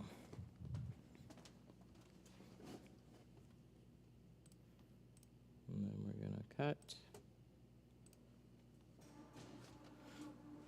All right. So it's a little tricky to kind of get it up exactly where you need the pattern to go with that much little dirt falling back into the window. But I didn't exactly have the best. I don't know. It just got a little tweaked.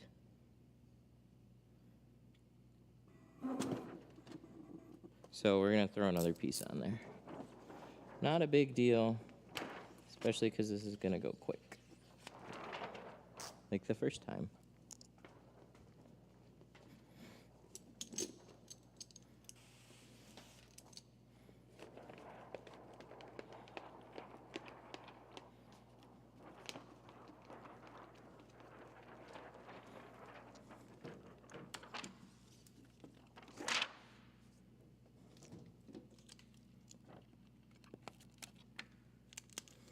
It was dirt.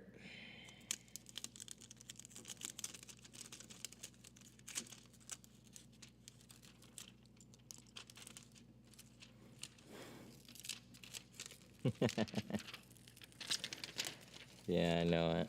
Best way to tint it is to, or the best way to clean it is to tint it. Yeah. Yeah, I agree with that.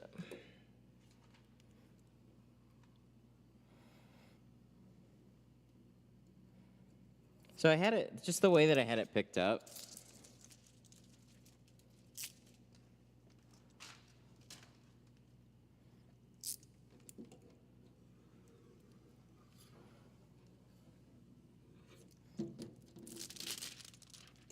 Let's take this off too.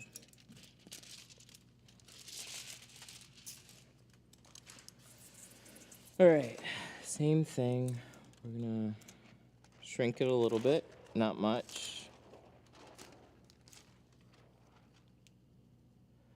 I'm gonna just try and pick it up a little bit more centered. It's just kind of awkward because it's up this way. So I wanted to be really careful with how close I got this edge. And I didn't want to bump any of the panels. But it was kind of like, it's hard to explain. It was kind of tweaked and it didn't quite go up very smooth to that edge when I pushed it in place. And then that brought in some crap.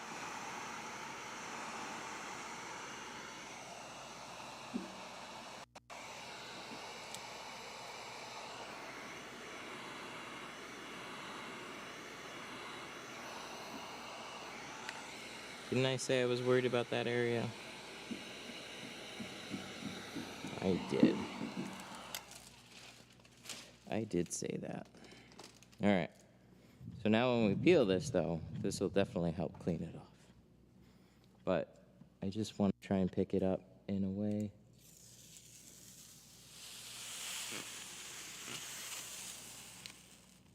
That just doesn't introduce a bunch of dirt. So, I mean, if I can do it basically like this, I think it'll be nice. I just gotta get my hands like this without it slipping.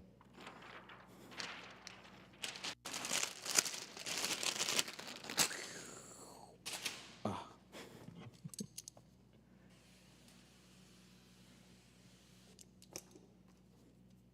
So now that we peeled that off, though, it's super clean. We're just gonna squeegee.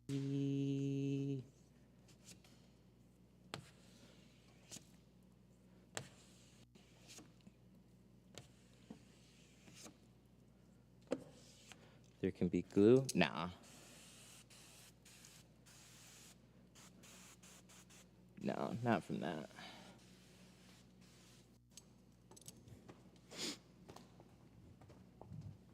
Whenever you stick a new piece of film to it and then you pull it off very quickly afterwards, it never gave it time to really set.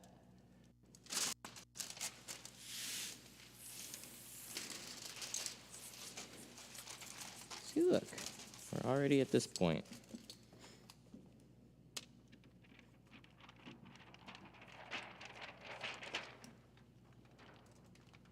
Ah, the removal question. There we go. Yeah, so if you remove tint with a steamer, your main goal is to actually get the, oh, my hands are slipping. The main goal is to actually get the tint off the window, and if the glue comes off with it, that's a bonus, in my opinion.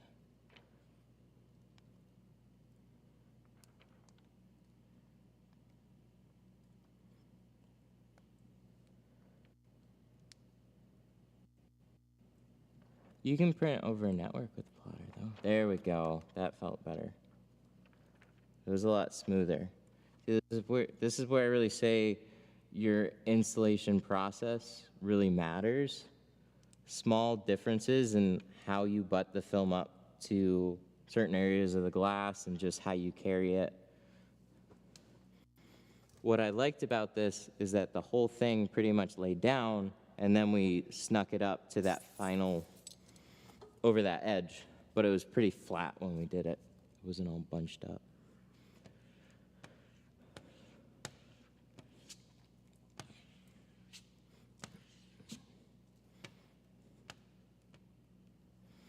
I never got the trash bag on a hot day method to work, mostly because we don't really have that many hot days.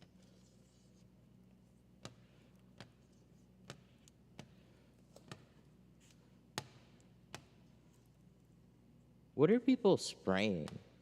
What magic are people spraying to?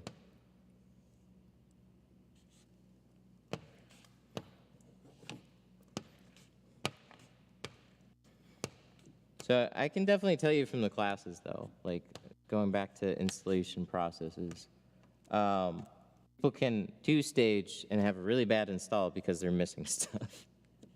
they're missing steps. They're doing acts, but they're not really like. If you record yourself, you put it up on screen and go, okay, I'm squeegeeing from top to bottom. Then there's people that are just squeegeeing around the whole window. Like everything that you do differently, if you don't have a reason why you're doing it differently, just do it the same way. But you can't expect the same results if you go through like the same steps, but you're changing the steps up. Some things will be funny from it.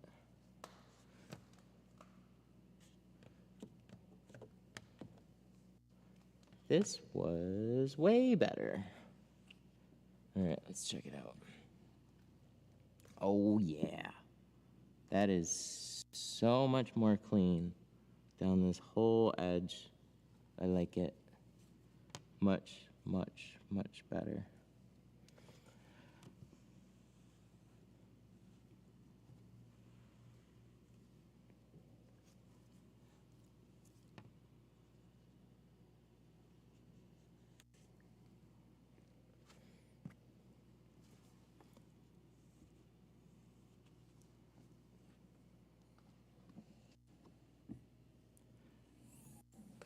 Fan tip or cone tip? I have fan tips, but I like both. I've used it for long enough. You could change it out and I wouldn't care. Not as much.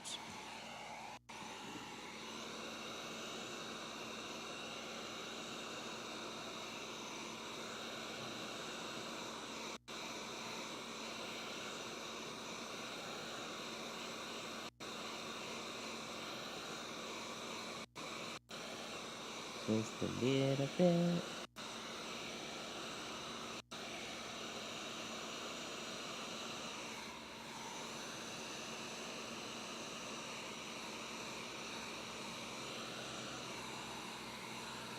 Okay. All right, now I got these ones. Let's clean up though.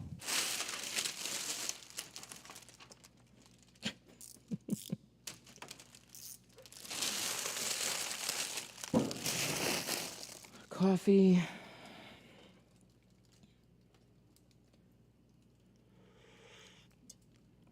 Almost always have a problem with film not laying down properly on the rear back glass. Looks shrunk, small fingers won't push out.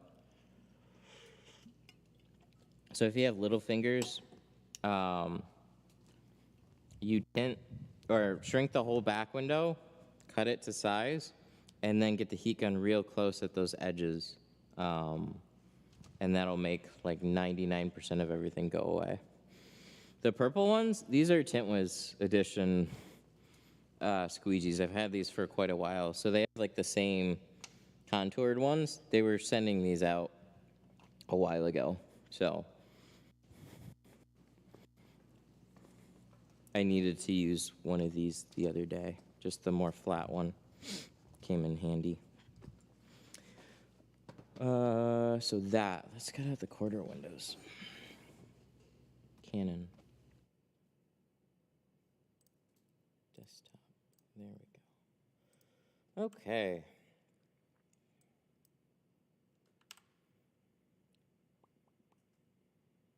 Oh my God, they have a full windshield? Really? Wait. They've got a full windshield with no windshield strip. Of course you do. That makes sense. No, it doesn't.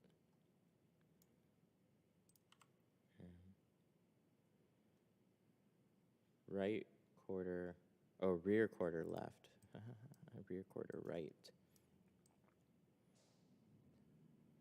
So are we gonna waste some film? Yes we are.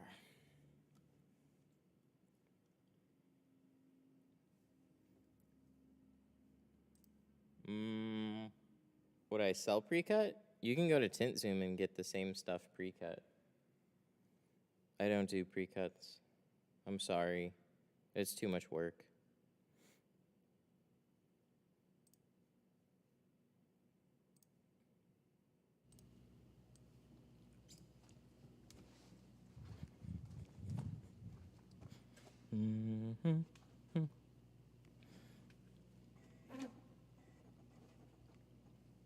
Enter.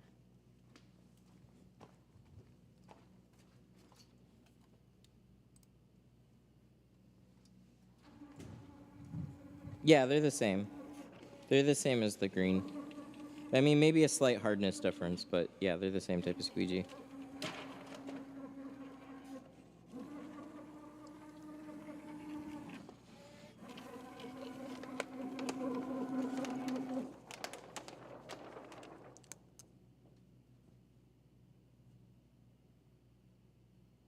I have to think.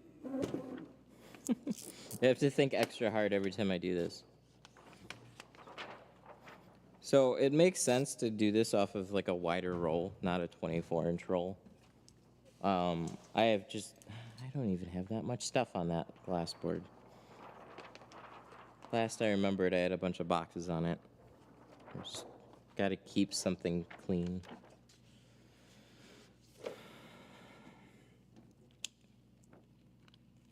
How much was your plotter? 17 through Plotter Depot. They just got the Workhorse 2 back in stock, and they want me to do a video, so I gotta do that. This is the Workhorse 1. They have a Workhorse 2. The Workhorse 2 is just a little bit more refined from what I understand, but I haven't used it. But it's like, this one's $1,700. The Workhorse 2 is like $2,000 or something like that. I'd probably just get the better one.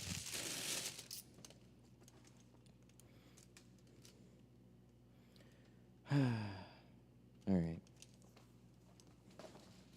Okay, so continuing along,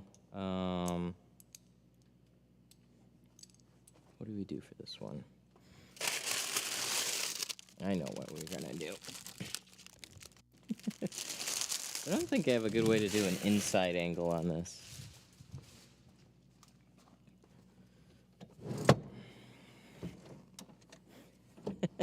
Yep, I remember these. All right.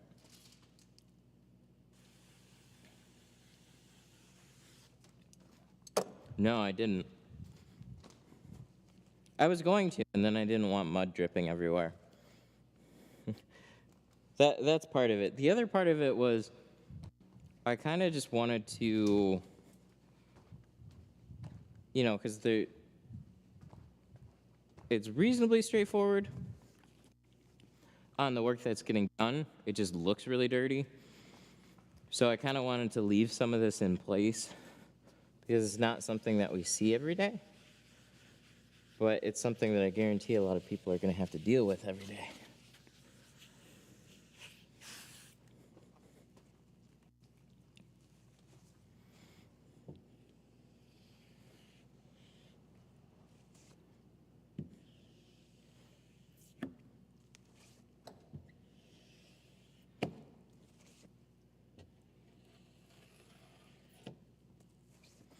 Take the high lift jack out and fold the seats. Do these fold? It's okay. I can deal with it. You still got the roll cage in there, so.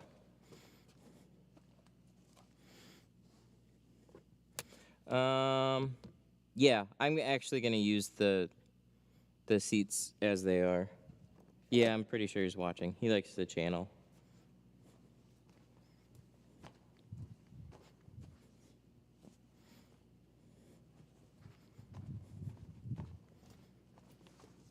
I don't think it's gonna change things much. Ugh. All right.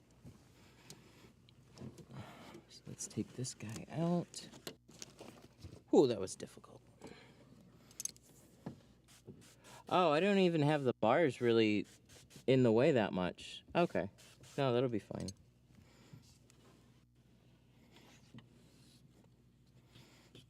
I should have come in here with a razor blade, so I'm gonna get that.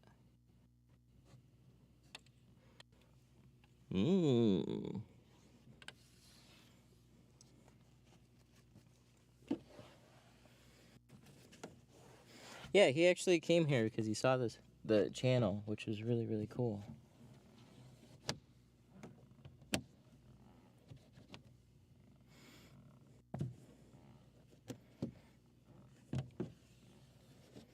Okay, I'm gonna go get a razor blade. Because I think I can just peel this in here.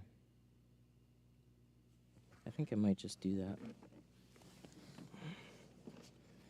Because I was going to peel it outside, but I guess it's a good thing I cleaned it because, you know, to tin it and then just leave it ugly.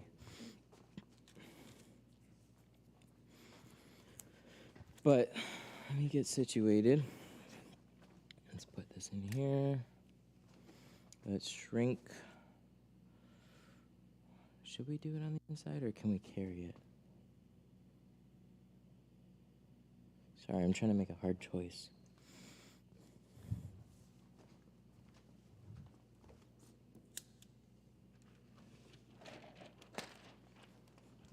A so hard choice.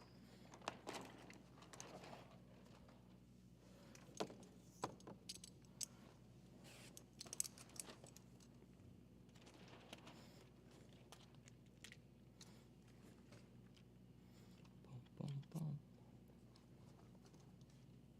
All right.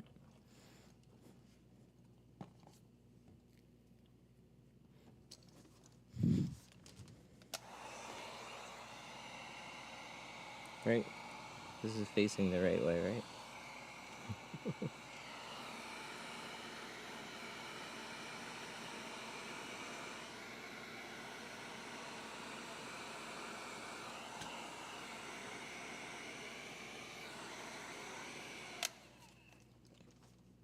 There we go. Again, not much shrink on something like this. We got a razor blade in there.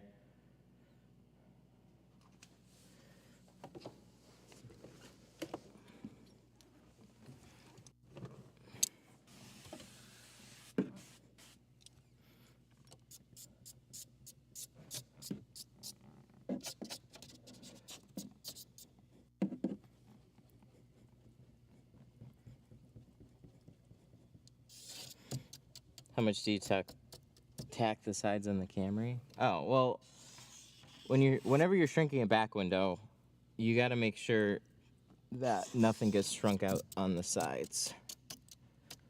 Like if a side finger pops up, straighten it back out.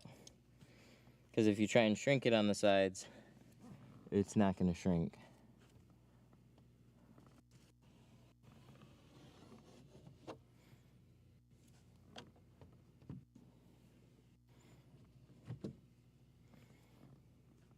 This is the cleanest these windows are ever going to be.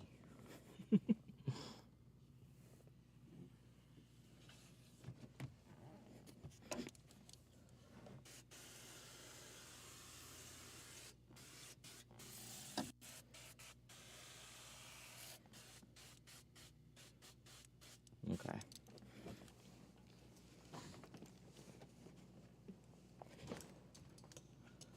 I'd probably be fine with peeling it in there. We're just gonna peel it out here. I could also probably reverse roll this, but I don't know.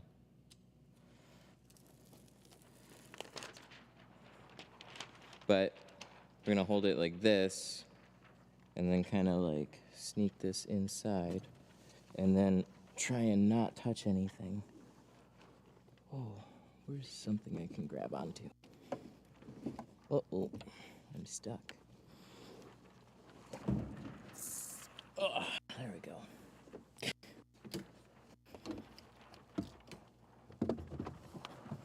It's the Jeep Limbo.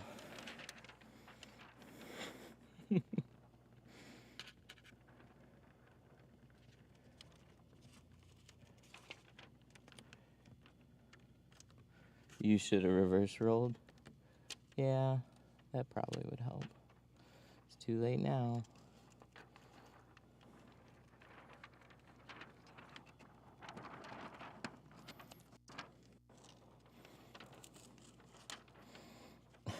That is like the weirdest thing happening right now. Just that corner. There we go.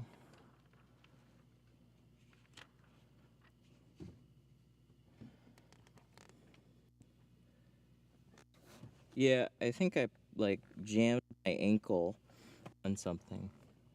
That didn't feel so good.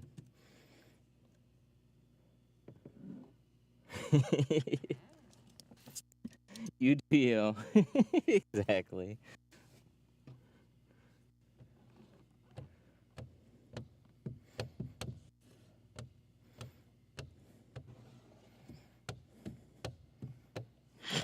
We're too broke to get a shop and too lazy to empty the garage.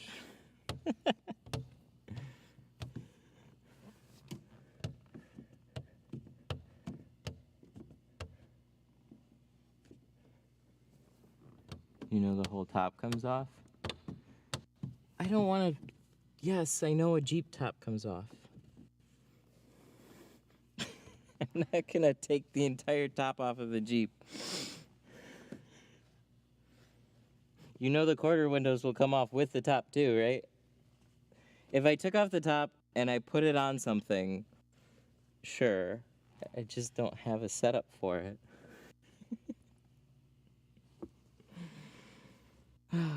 All right, cool. There's a quarter window. Is that so tough? Well, my ankle says it is, but... All right, let's cut the other one out.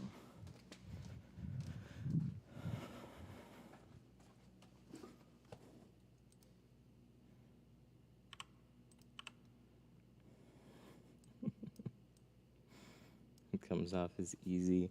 Yeah, isn't it like a multi-person job, though? I don't think I'm gonna pull this off myself. I think I'd have to get him back here, but I don't really want to pull off the top.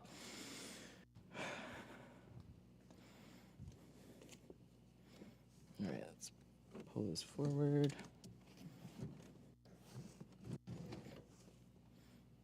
Are we gonna reverse roll the other side? We might do that.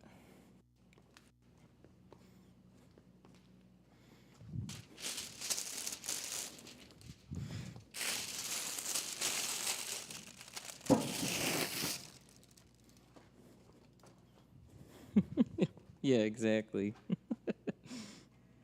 You guys are funny.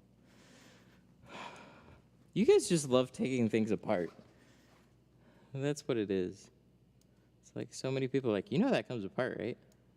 I could take that apart. Right, yeah. Yeah, you could.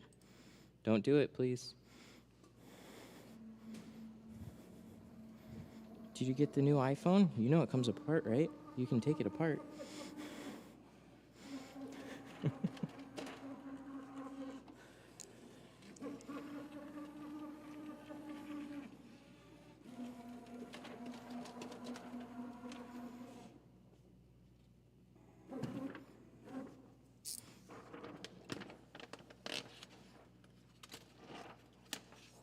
Right, so this is the other side.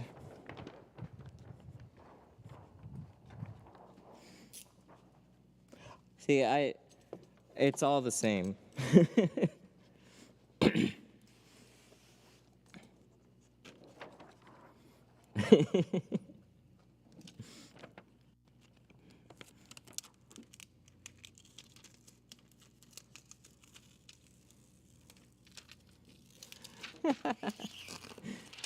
See, there's a lot of people that tell me to.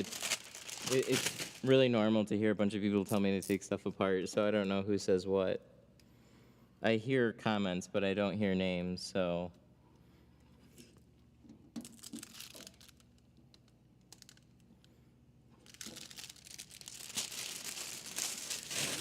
If I was a Jeep owner and I was going off-roading regularly, then yes, I probably would have a stand for the top of my Jeep. I'd probably have a winch that I could just pull it right off in my garage. Since this is one of, I don't know, how many Jeeps have we done on stream? Not many.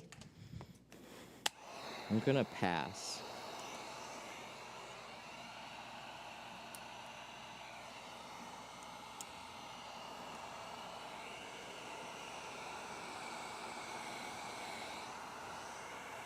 It's a no for me, dog.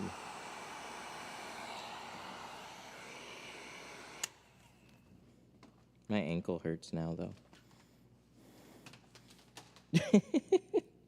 That's so dumb. Oh, you guys are talking about tents going flying. Yeah, you need like actual weights that go around like the legs of the tent. Wind is your problem. It's no fun.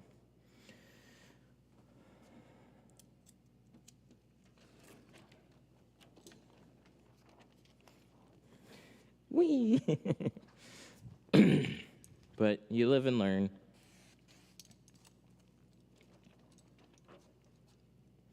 Okay, now here's a mind puzzle.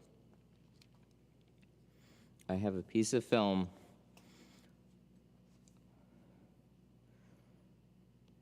I have this all set up to do a reverse roll. But this is for the opposite side. And I want to lead with my back edge first. So I think I need to roll up this side first, and then, yep, that should flip it. Okay, so I'm going to get in here, and I'm going to clean this out. I'm going to try and reverse roll this one. It'll make life a little easier. Is it upside down? I mean, it's backwards. It's meant for this one. I don't know if it's upside down, though. I don't think so.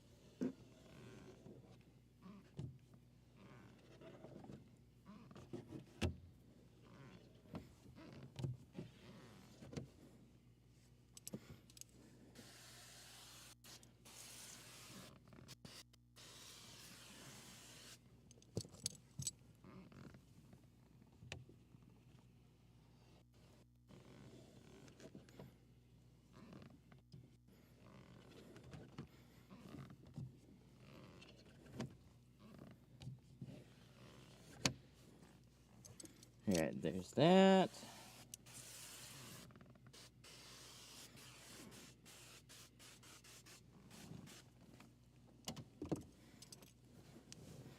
I did one in my home garage that was full of crap. Oh yeah, I did, didn't I?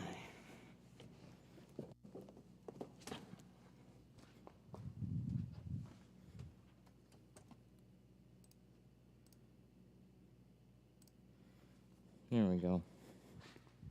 No, you're frozen.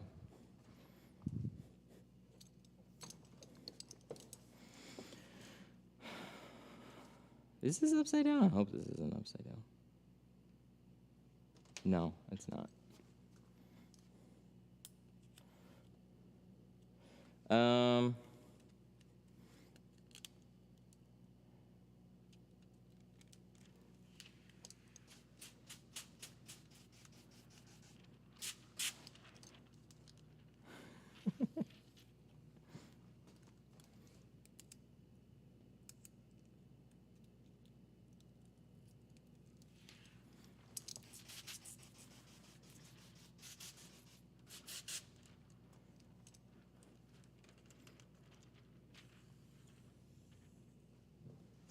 All right.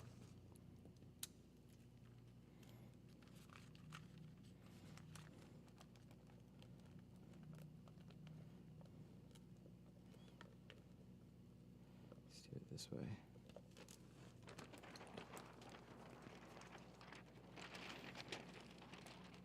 We're gonna go with Tint Intuition right now.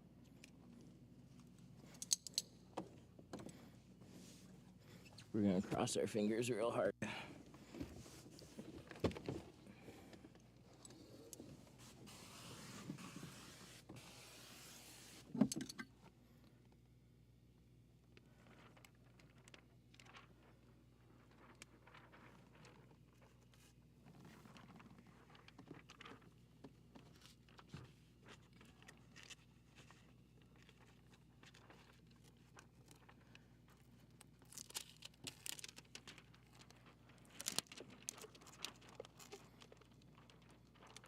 I think we did it.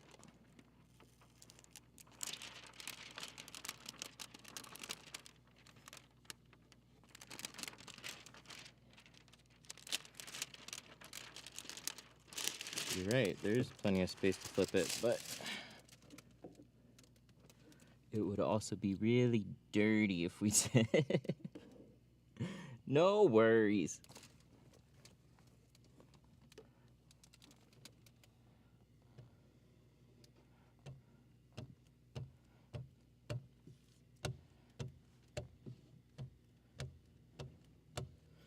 Well, looks like we guessed right.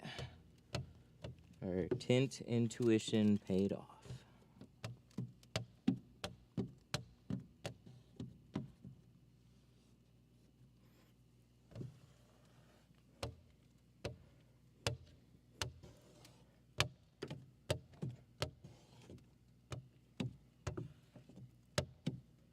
Cool. There we go.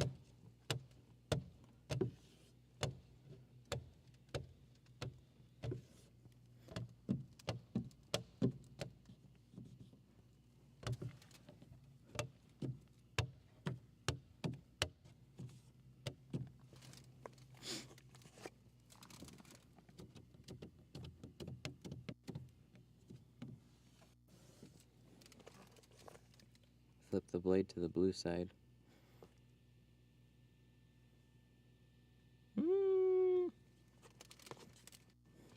When did I do that? I genuinely don't remember. Oh, so maybe it was during the class, or maybe it's a student squeegee, I don't know. So the thing is, there is a hardness difference on the squeegee. You can feel the blue side versus the orange side, like when you're just pushing on them. But I don't notice it as a whole. So as a whole, it's all pressing together. So I don't really notice a difference at all between the blue side or the orange side. It's too subtle.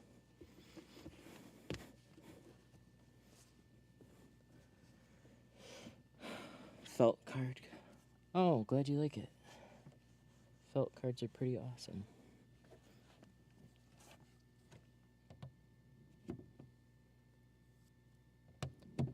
make sure all this is taken care of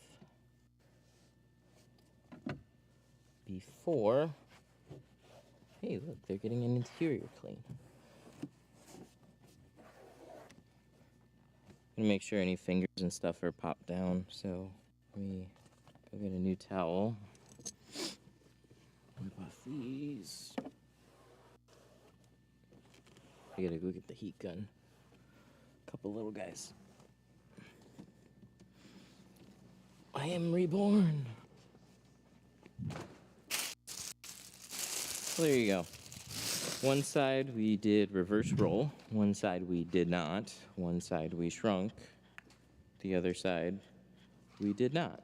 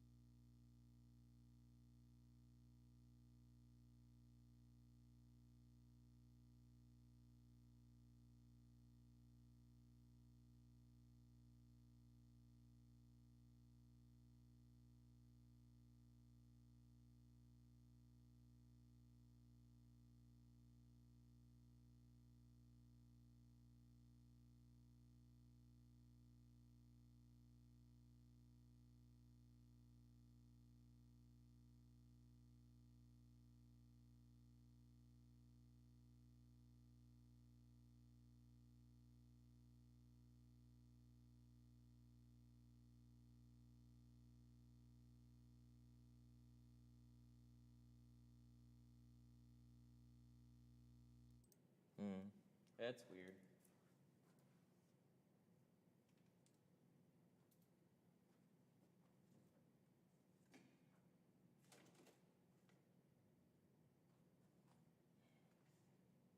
And then I do too much.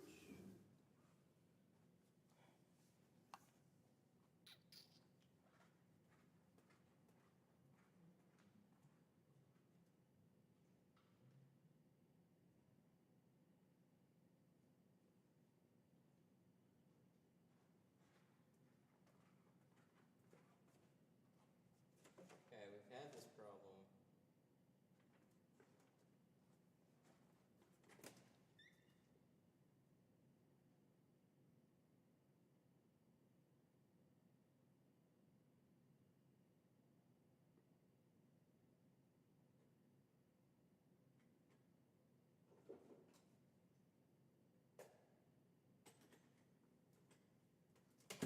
Aha!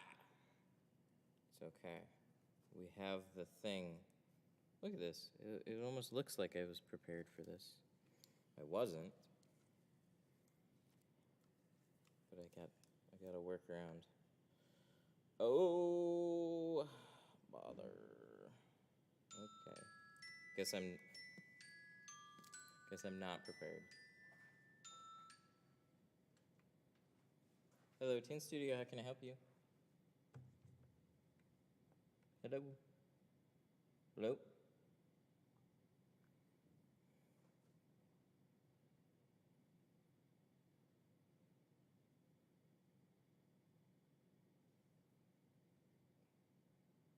Oh boy.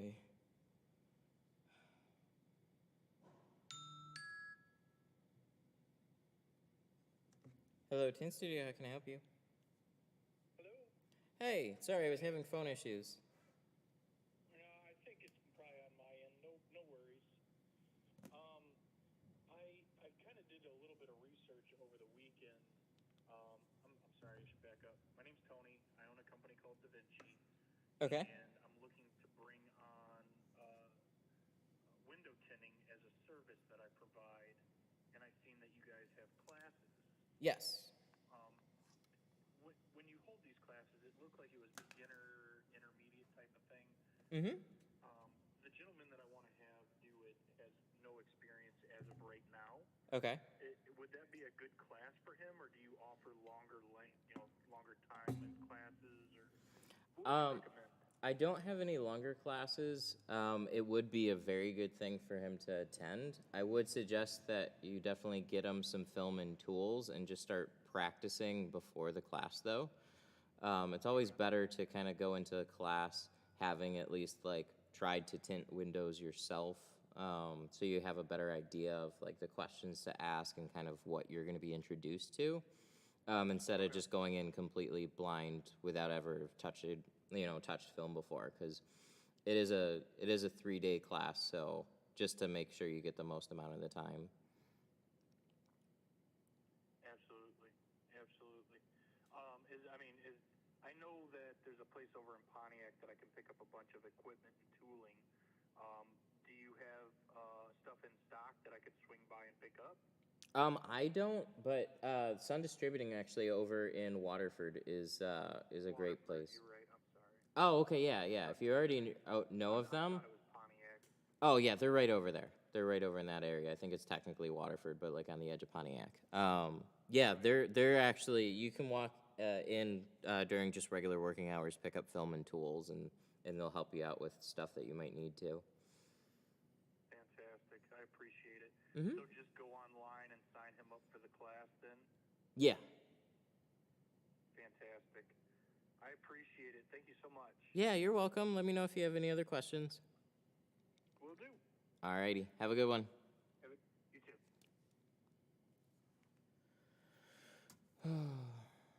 Well, that's cool. Okay. Slight other issue.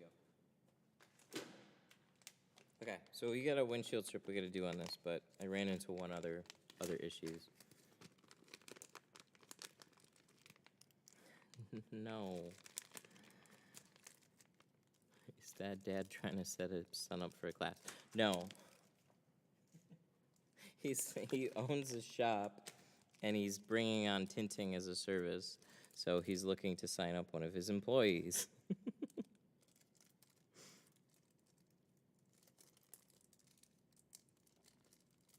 All right. I need to put a different angle connector on this.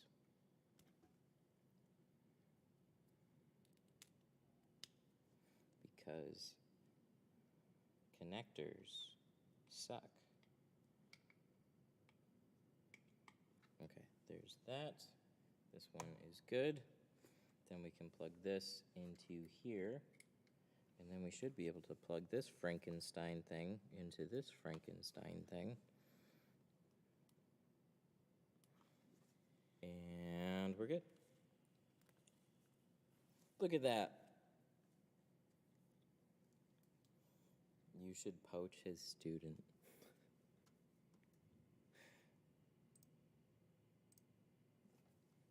Maybe. No.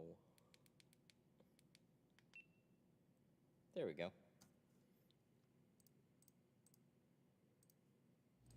Now, if we did everything right, we should have audio. Hooray! Look at that. That didn't take long to fix. All right, so we got a windshield strip to do. Pretty straightforward on the windshield strip. It is kind of peppered, though, but it'll save them money.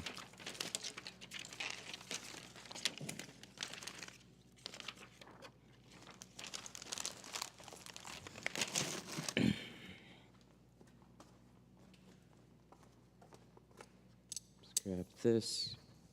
Oh yeah, I need my headphone. It's kind of nice not having a headphone right now, but I can't hear people. What the heck? What the heck, dude? There's my headphone. More wires. I know, it's probably a smart thing, right? More wires makes me more smart.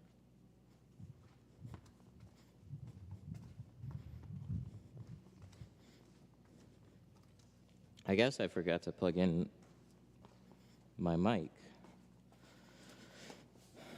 Okay.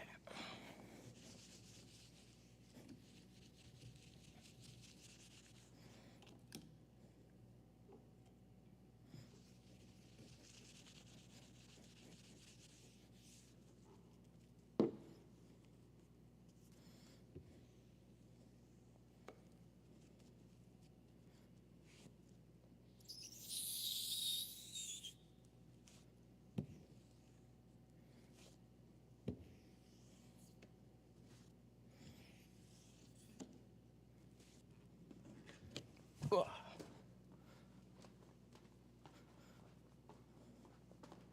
Should I get those?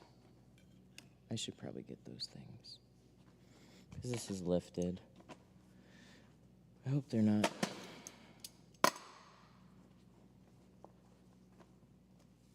I hope they're not covered in stuff. Oh, no, they're not.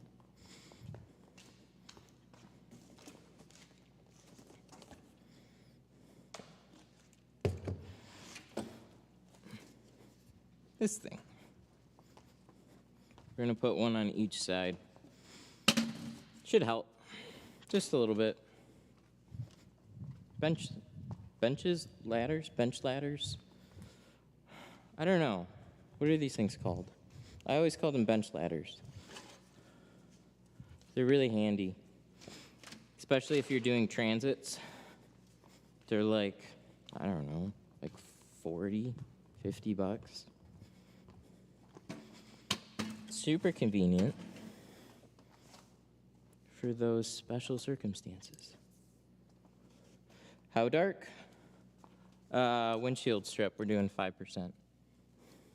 We're not doing the full windshield, it's already tinted. See? Look at that. Workbenches. Well, that works. Scaffolding seems tall. These aren't tall. They give you enough lift and the right angle to get most of these. Yeah, windshields, it's okay. It's not the cleanest ever, but I think most of this is not the cleanest ever.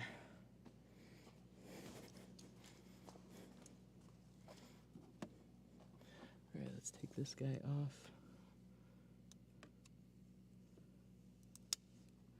That's all good. Stick it up there. Grab that. We can pop these seats back now.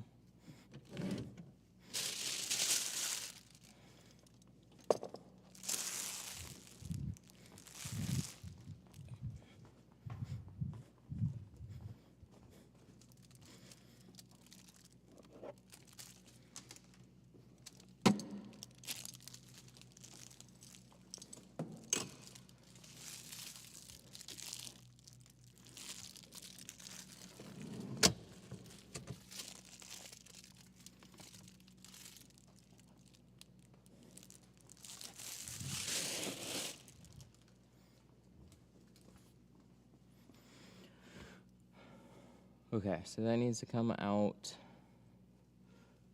These will be okay. And yeah, a little bit of a tight fit.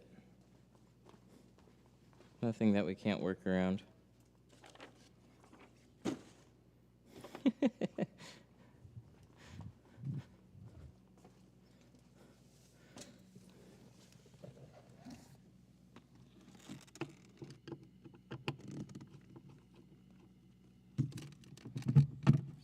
This will come off.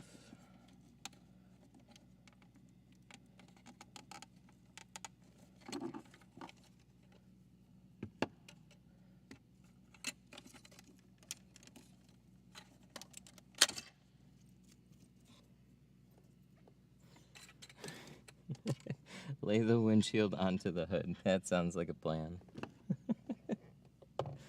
Oh, hey, they have a GoPro mount here. I know that much. Too bad it's not helpful for my setup right now.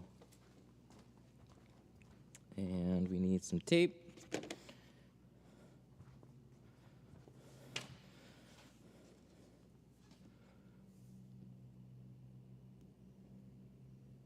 Light bar's in the way.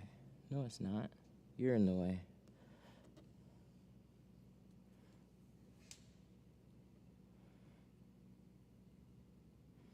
Okay.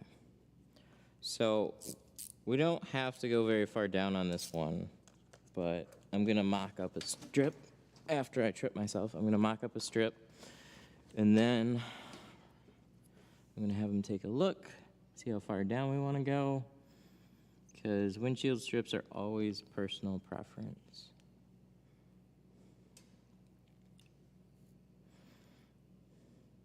See, I can still do this windshield strip without these, but when you have the right tools, they make the overall job way easier. So stuff that I'd be fiddling around with, I don't have to.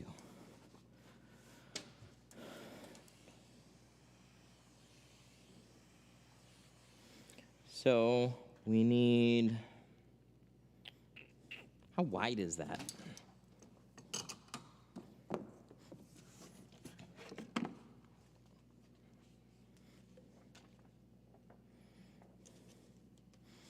I'm running behind on the live feed. Thank you for the status update.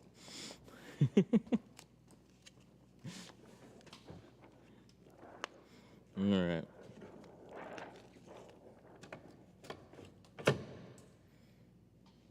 There we go. The thing I always hate about these is that they're vertical. But there we go. That was actually pretty good. I'm quite proud of myself for that throw. Now, what would really suck is if I didn't have a knife.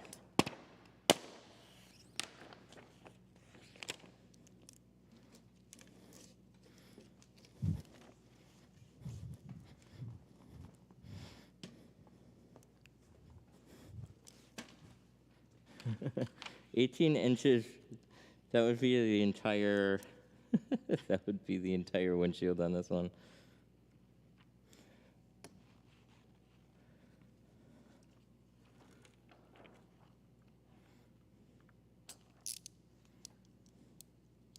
Yeah, I see that.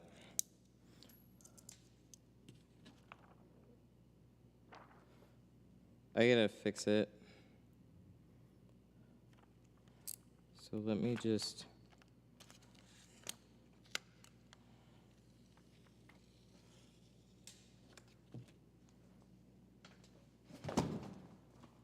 Ow.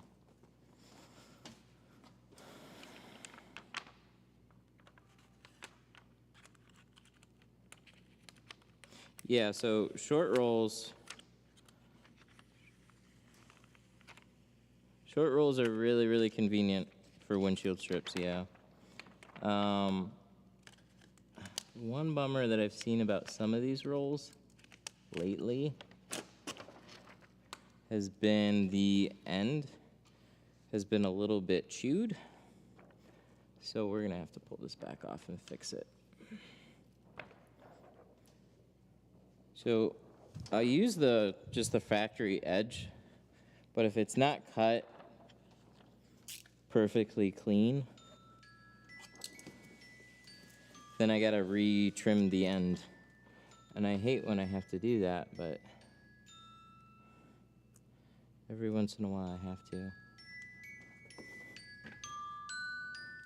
Chicago. Hello, Tint Studio, how can I help you? Good, how are you?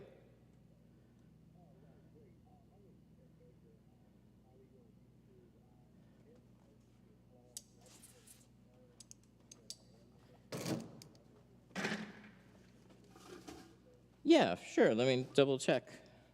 Yeah, I'm actually live right now too. Let me... Yep. Yep, doing a Jeep right now.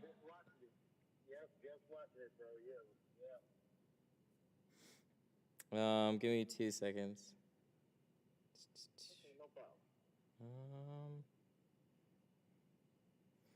Yep, I got you, man. You are all signed up for June.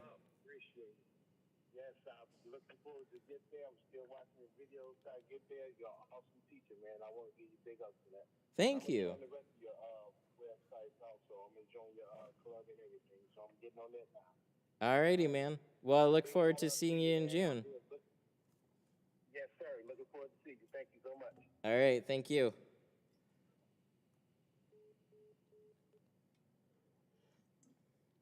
All right.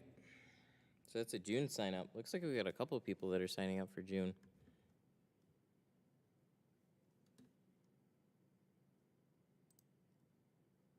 Flex film rolls are cut really bad. I've seen it from everybody.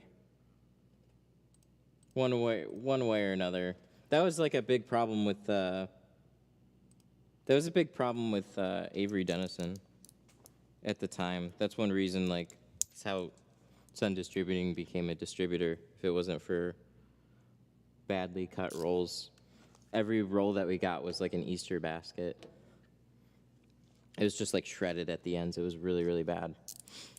So it got so bad that Rick just ended up getting a slitter and doing it himself.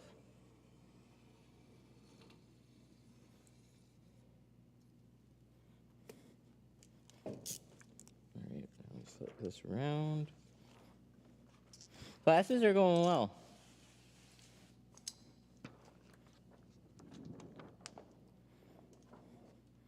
This last one felt busy in a little bit of a different way from the first one. But yeah, they're going well.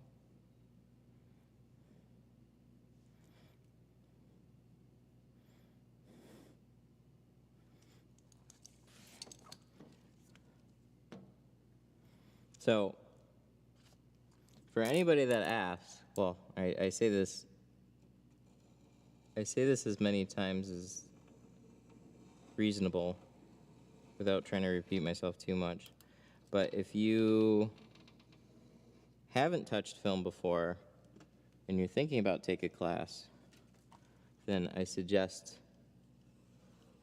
getting some film and tools and playing around with it first and then taking the class. Because you're just going to be much better prepared.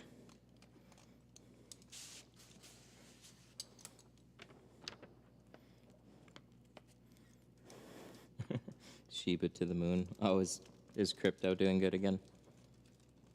Is that what's going on?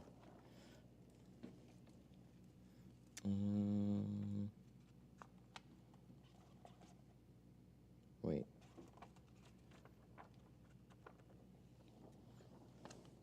So what do we want to do? This way. My brain's like half here today.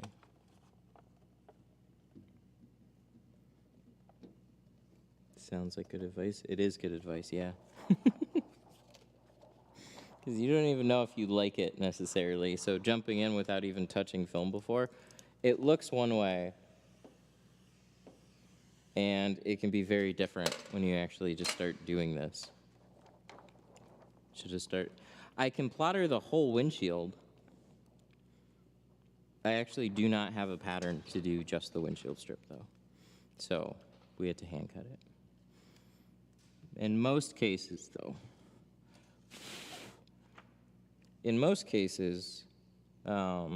I haven't really been able to rely on windshields that much.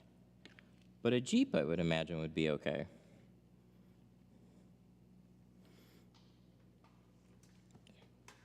Yeah, you kind of need to come in, like, it's helpful to come in prepared, because if I also have to, like, if you've never touched film before, it's going to be awkward just picking up a roll of film, putting a piece of film on the glass.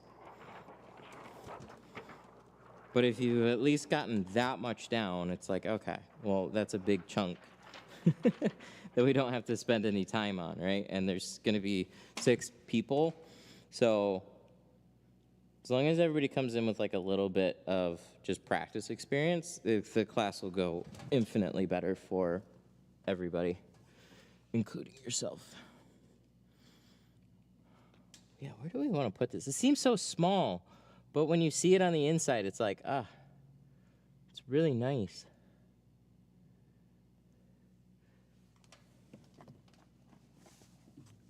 All right. So I'm going to kind of line this up what seems appropriate. And then we're going to have them come back here and sit in the throne.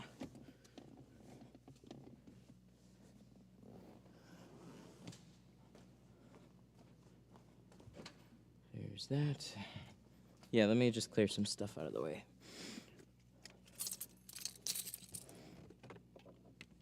Okay.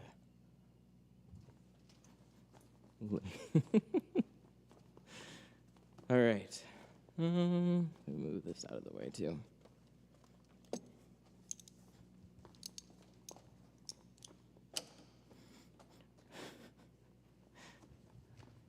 All right. You want to take a look?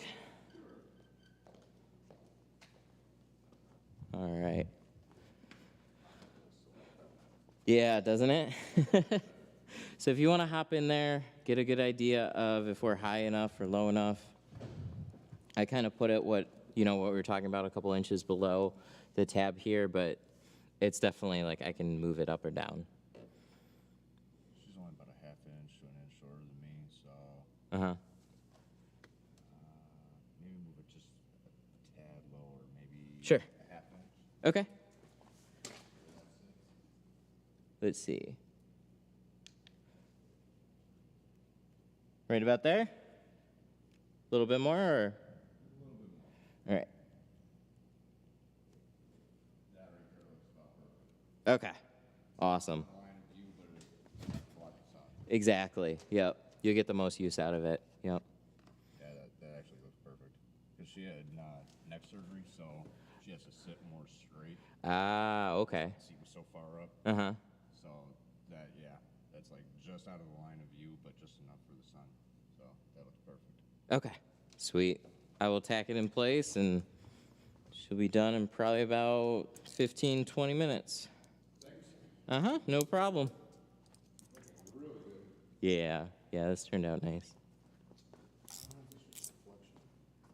No, there's still going to be a little bit of touch-up. One tiny spot. Yep. Looking amazing. Thank you. I might have you do my Wrangler next. Yeah, I'd be happy to.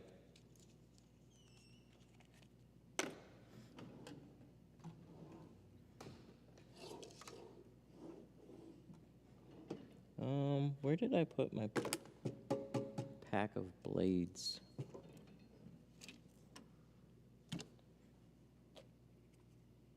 This is empty. I know I got an extra one around here. I guess these? I thought I had one that was already open. Maybe not.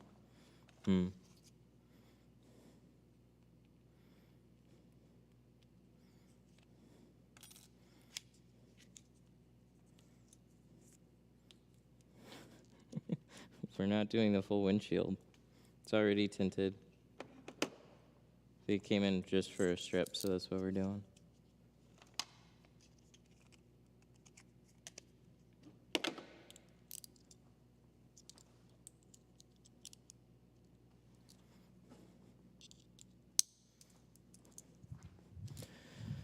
All right, so let's grab this.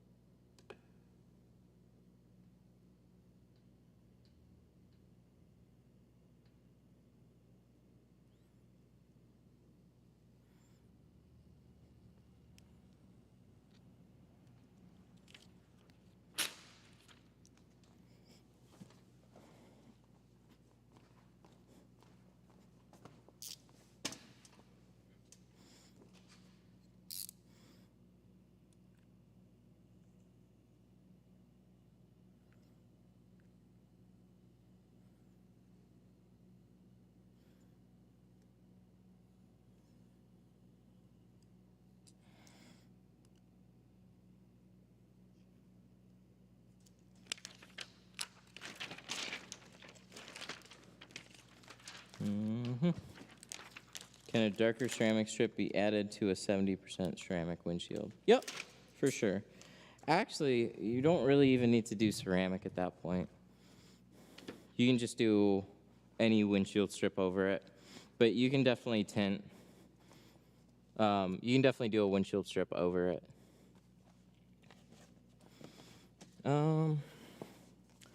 Where's the almighty measuring device?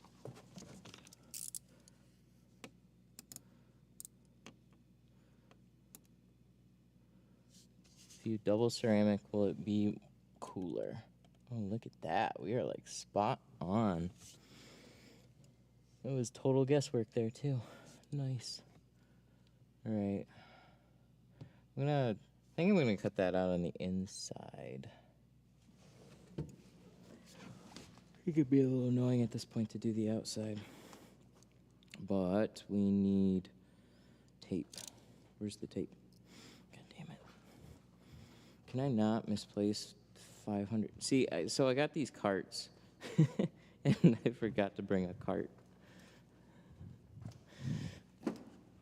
I'm gonna put a cart on each side, like besides that one overall tool cart. I'm gonna have a couple little like handy carts that I can put some stuff in, so I stop misplacing things. And I'm probably still gonna misplace stuff. Double ceramic, so it's gonna be like diminishing returns.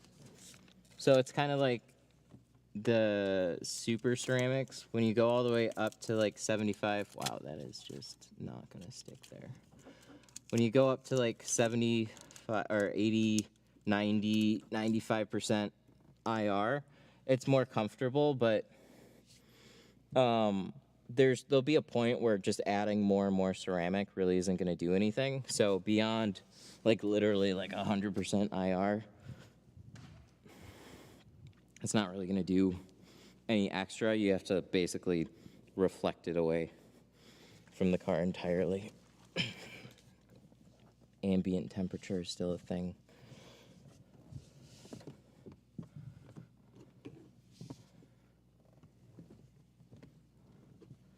Here we go.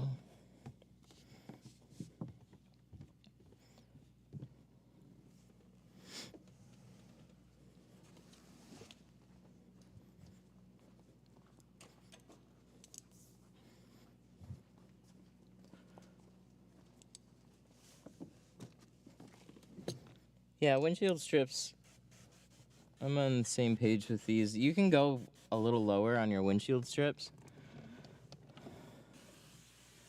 They make them a little bit more functional.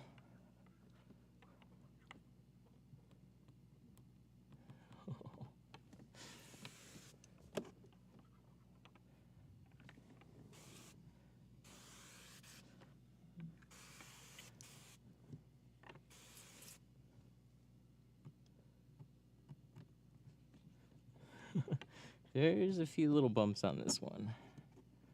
So I can't just take the same scrub pad and razor. I have to be a little careful here. So I'm just gonna let my soapy water kind of work at whatever buildup is here. But, oh, there's some chips here.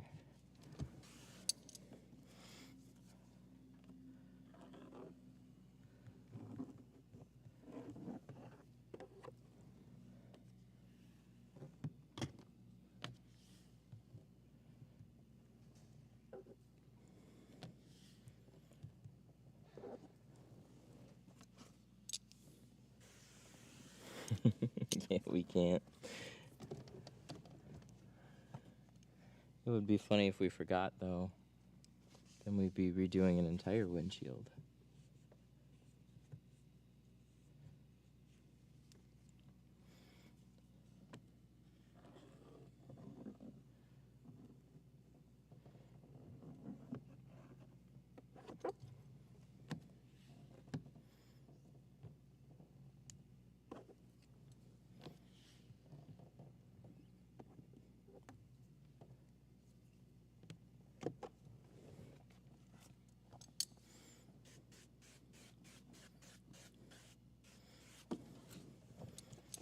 Do you like windshield strips?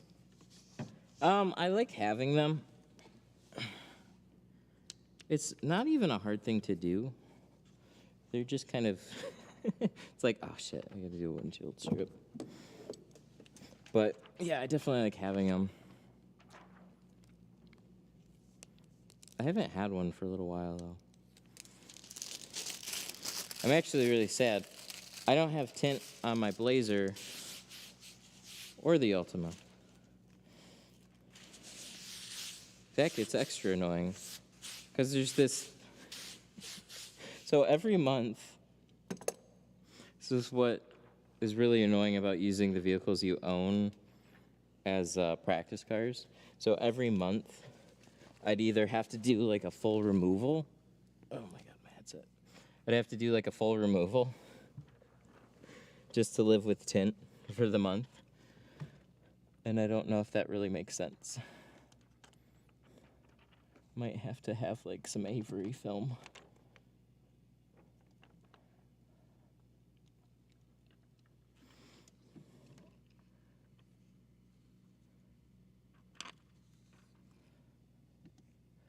Ta-da!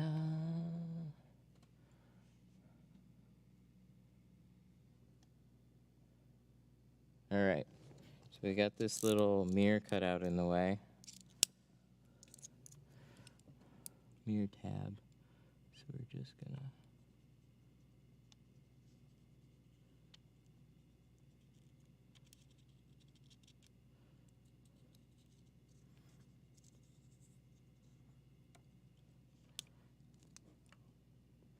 There we go. I do need a couple junk cars. I have one. I just don't want to buy another one yet. But we'll get there.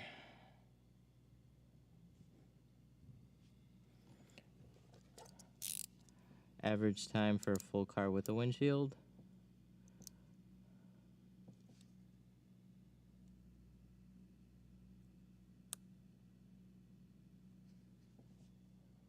Here we go. Perfect.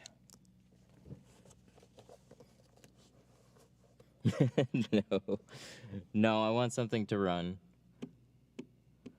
Because outside of the class, I'm gonna have to push that shit around, and I don't want to leave it sitting outside the entire time either.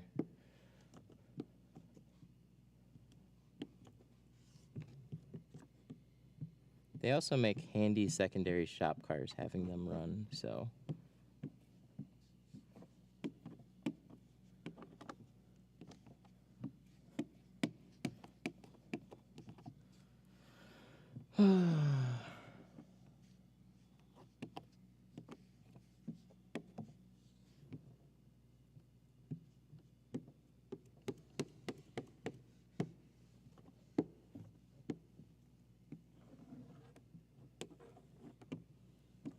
No, so I have the cars pulled, or all the film pulled beforehand, because I don't want to spend the first couple hours of the class just going through film removal, because it's not helpful. You can learn film removal over a casual conversation rather than like trying to pull it off of the cars. So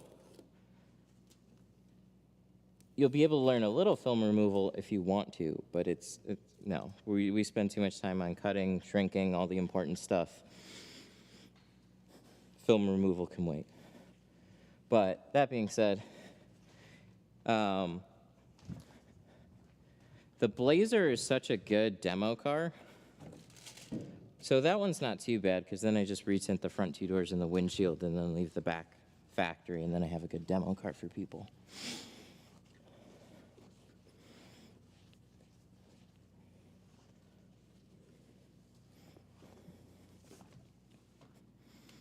But it became this really weird problem where it's like, well, I'll keep changing out the film every month, and I can try different stuff, but then I have to then remove it all after a month, and I'm like, I don't really want to do that.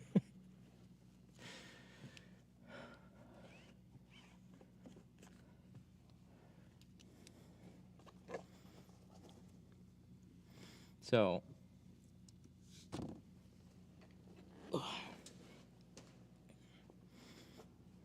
we'll see. We'll figure something out eventually. Right now, I just don't have any tin on those cars.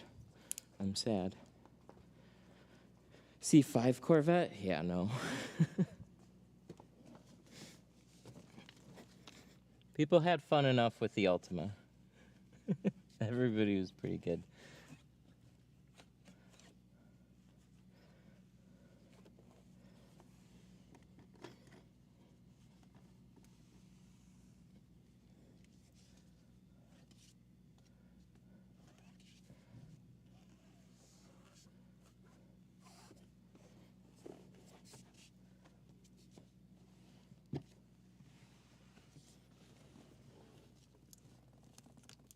Looks good.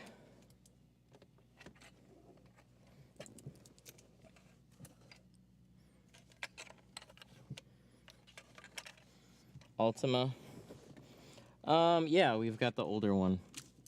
Or we got a 2010 as a practice one. It's actually a nice in-between.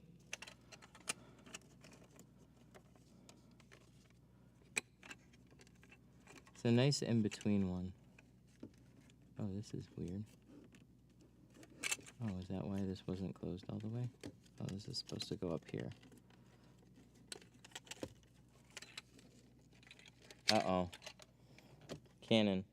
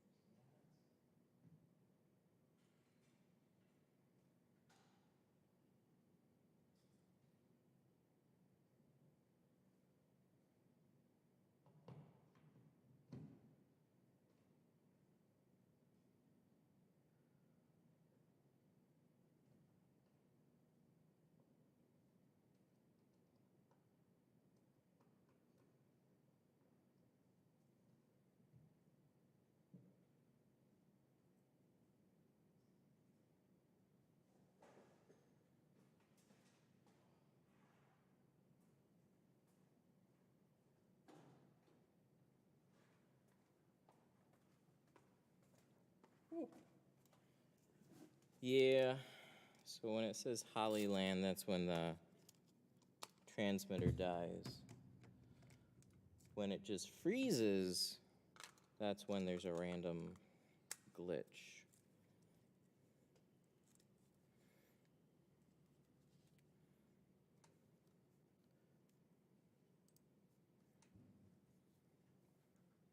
And then I wait for comments to come in afterwards to know who's behind on the live streams.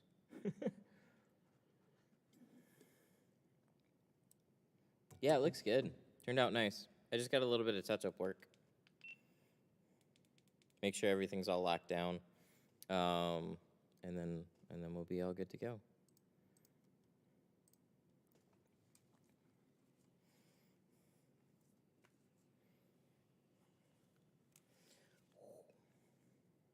Look, it's like a big antenna. Nice.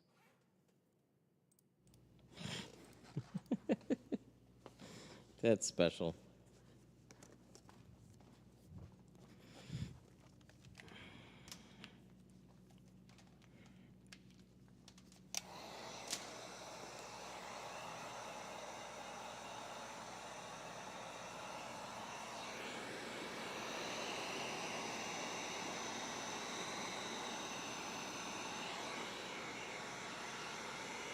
Yes, it is 5%.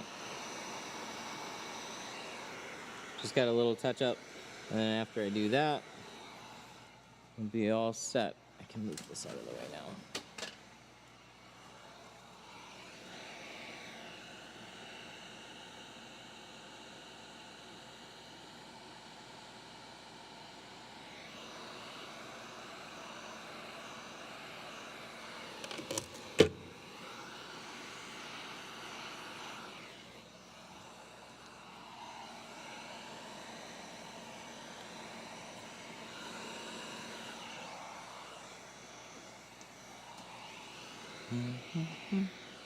Always hard to get your... So, like, touch-ups on the sides for Jeeps, they pinch funny against the doors. So I always have to, like, cram my arm in here funny in order to do it.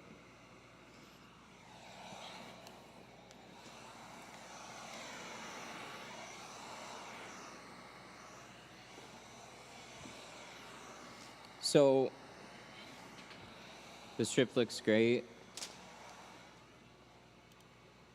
Strip looks great. Knowing a bit of my wife and son's medical history, I wonder if it would be a benefit to add a strip to the windshield, or 70 would be sufficient. So 70 isn't really going to help out with glare. Not much. So that's why, like, my favorite shade on a windshield was 35. 35 was that sweet spot to where it blocked out a fair amount of glare, but it stands out. So it's this personal decision that you have to make. Gets a little tricky.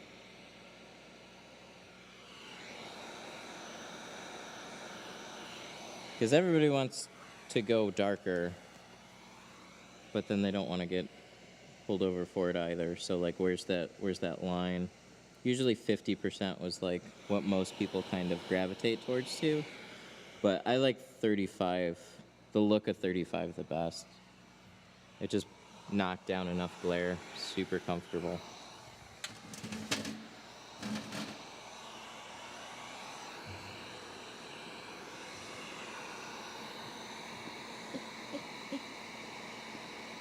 There we go.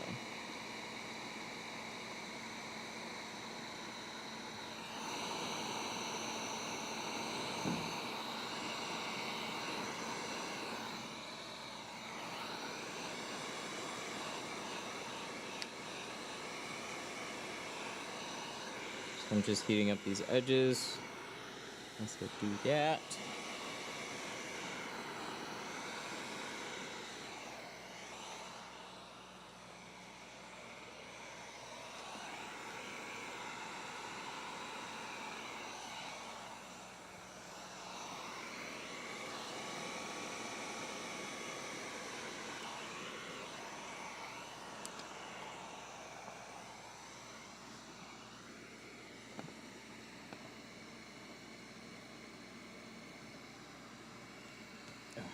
There we go. Nice. That's what I want to see. Jeeps. Just wish the doors were a little different. There we go.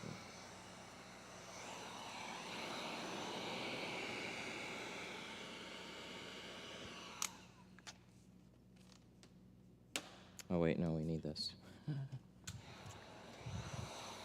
Let's look at the hatch.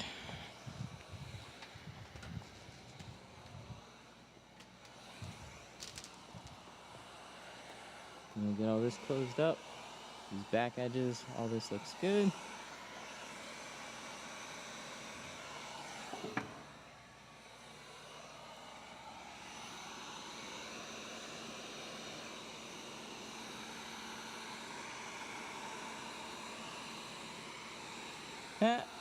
Oh, that's super cool. Thanks for making the videos. Open up my own tint business in Rochester. That's awesome.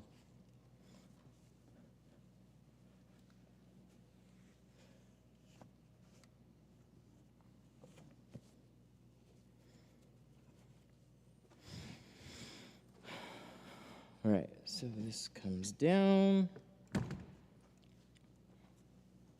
Lots of towels. Lots of towels today.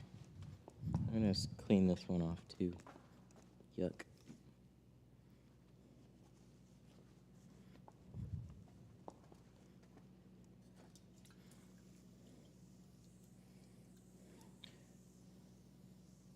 Yeah, Geo does have 40% in those two. I didn't know for a while. I just wasn't paying attention. Like, I remember when they added added 15, but then sometime they added 40, which is kind of a nice sweet spot to have.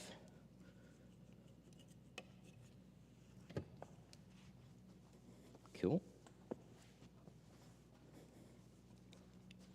Close this guy up.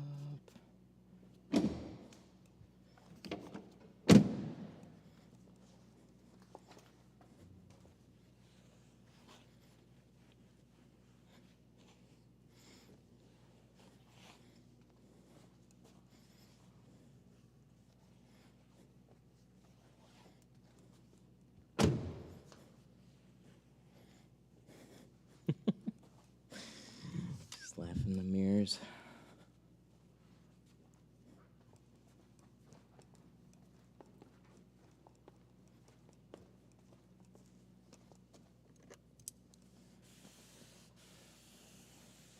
Would be nice if it was available in the ceramic as well. It's just, that's the thing about every film brand. Some just have more choices in different shades or in different film lines. So I know one reason not to pick Geo for like some people is like 30, you hear 35, 20, 15, and 5 a lot. But you know, in Florida, a lot of people just come in asking for 30 and 15. So if you don't have those, like, you know, you just want something that more people are asking about. So it can actually be really annoying putting like a film line together. It's gonna be nice and wipe these off.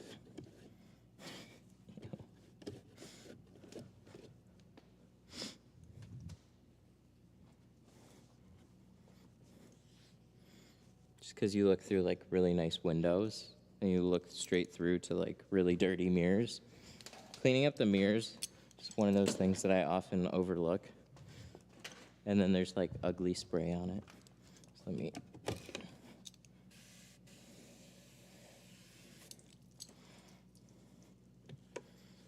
Yeah, 15's good. 15, like, is so similar. We would often get accused of not installing 15. So somebody would ask for like 15 and 20, and then they look side by side and they're like, you put the same shade on. I'm like, no, really, we grabbed it out of the other box. Let me go grab both of them and show you. Like, it's a 5% difference. It's not much, but it is different. Oh, yeah. God damn. One more.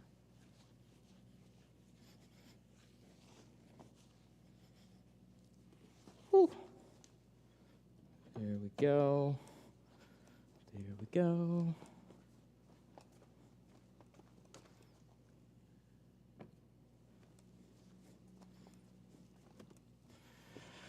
And that's it. Wow. Very nice. No, come here.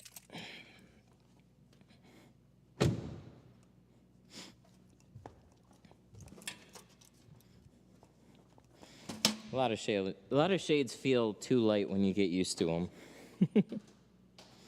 Look at that. That looks sweet. What a difference, especially being cleaned up too. So 5 on the fronts, 20 over the back, making it 5.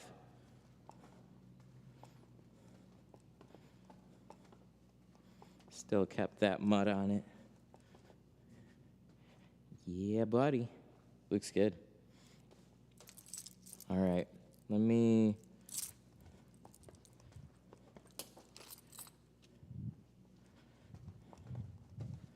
Canon. All right, I'm gonna cash him out quick because he's waiting. And then I will be right back here, but then I'm gonna have to sign off soon. So, 1 second.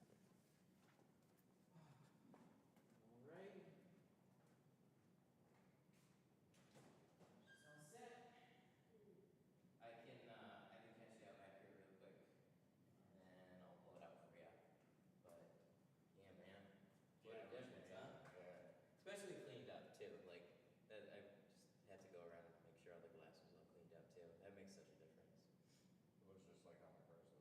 Yeah. You can't look at it from outside at all. Yeah. I like that look a lot. And it's the right shade amount too, so And be comfortable. black on black with everything. Yeah. Yeah, she actually, when she took it up north last weekend, they just got back yesterday. Okay. She was about that close to losing that back window. Guy with a trailer, his trailer started sliding in the sand. Uh-huh. Ramp came down, punched a hole in the side of the car top. Oh my god. So I know her insurance is gonna cover it. Uh-huh. They're gonna fix it. I don't know if they're gonna pop that window out to replace that section of fiberglass, but Oh. Okay, they're actually just gonna do a fiberglass repair on it? yeah. Yeah, they're gonna do a patch and then probably put some more dead line over it. Okay. Actually, no. I wasn't sure if that was just from taking the ground up north or what. Yeah, the kid was out cleaning up the trails and Uh-huh. he had a trailer full of garbage and it just kind of slid in the sand and sunk to the middle of the road. The ramp caught it. And then just yeah.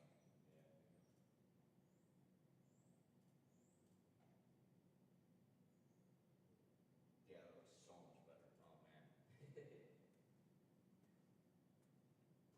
Yeah, it turned out nice. So in your opinion, Yeah. which is better, Geo or Lexington? Oh, Geo.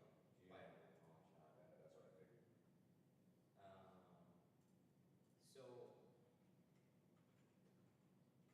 So like the thing about a cheap carbon film, that's where theirs starts. They start with carbon, and it's just really inexpensive stuff, but it's hazy. Yeah, I noticed.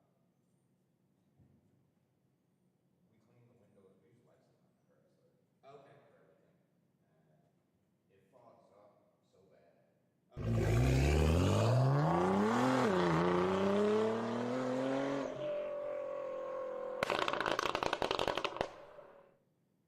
DW Super Chatted $5. Did he remember to turn it off? But nowhere near enough to completely fog out the window. And the clarity is weird. Sometimes it almost reminds me of Gila. Yeah. It reminds me of that because like sometimes if you look at this spot on the windshield, Uh-huh. and then you pan over, like say you're watching like a plane go across the sky, you pan over, and you can see like the waviness. Yeah. And it's not like crystal clear. Right. Yeah, when you go with cheaper films, that's why I just try and avoid it altogether, because I mean it's honestly not worth trying to save the money. The end result is like really, really important to me, obviously. I want things to be as clear as I can possibly leave them. Right. And with those films, I always felt like, especially in sunlight, you're going to see a lot of what is called low angle haze. So it's got benefits for like heat rejection being carbon film, but it's it's not great. And what DOT would you say that windshield is? Like around 50 or somewhere? Yeah, it honestly looks about a 40%, Okay. like 40 to 35. It's definitely darker. Yeah, because we didn't even know it had any kind of tint on it. We weren't told. I'm honestly surprised.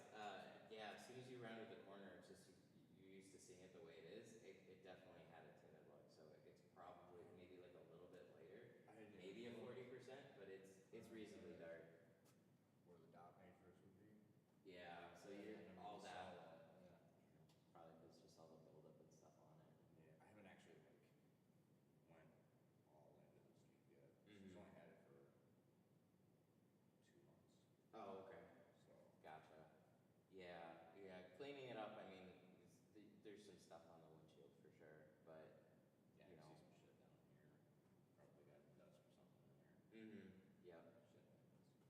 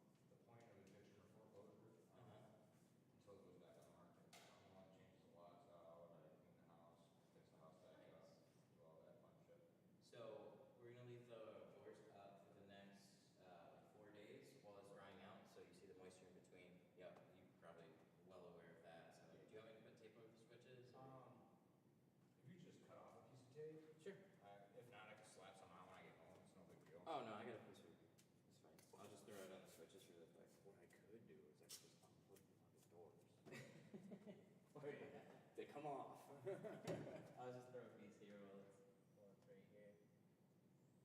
Yeah, that looks so much better, man. But if you roll them down, it's usually not a big deal anyways, but just helps with the drying process as well. That looks way better. Oh yeah. And on my Wrangler, so I've got a 92. This one's like 21 years older than mine, or newer than mine. Yeah. My windshield's probably like that from the top of the glass down. Oh, okay, so it's even smaller. And I've got half of mine done because my visors, I had the roof off going to Ohio, Yeah. and the visors, I guess, just said the hell with it, and the wind caught them, and I got smacked in the face, 80 mile an hour with the visor. Oh shit. And it just flew out, so I was like, well, I gotta do something. I grabbed some cheap yellow from AutoZone, and I just put a fat strip on it. That shit, it was bad. There's so much mud in my Jeep. This is like spotless. I was gonna say, like, for going up north, like, the interior is very clean compared to what we see on the outside. Yeah, this isn't as bad as what I've seen, so. Mine's got like down tin of Okay, all that stuff, yeah, that'll make it near impossible. You can take a screwdriver and go to town. It's like Chisel it up. get piles of mud. I sank mine probably about up to here in a mud hole. Oh my god. I was drunk myself. I should have even drive it. But I tried to get it out. I just fucking wrapped it on the red line. It's just throwing mud all over the fucking place. I had the roof off, the doors off. Oh, So, God. mud everywhere. And that was like 5 years ago. There's still mud everywhere. I took a pressure washer because Wrangler's everything on the inside is technically waterproof. Okay. Yeah, I pressure washed my windshield and my dashboard. I didn't touch it. It's still over. That's gross. That's funny. Don't forget your water. I'll go ahead and pull this out for you. Any other questions? No, that's pretty much it.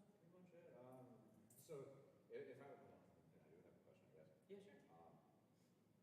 If I were to bring my Wrangler to get it redone, Yeah. if I were to rip the tin off myself, Yeah. and scrape the windows down and shit, how much would it run? Would it run roughly about the same? Yeah. Even though the windows are a tad bit smaller? Yeah. Yeah, it would be about the same price. Is that the one with all the mud on it? Yeah. Oh shit.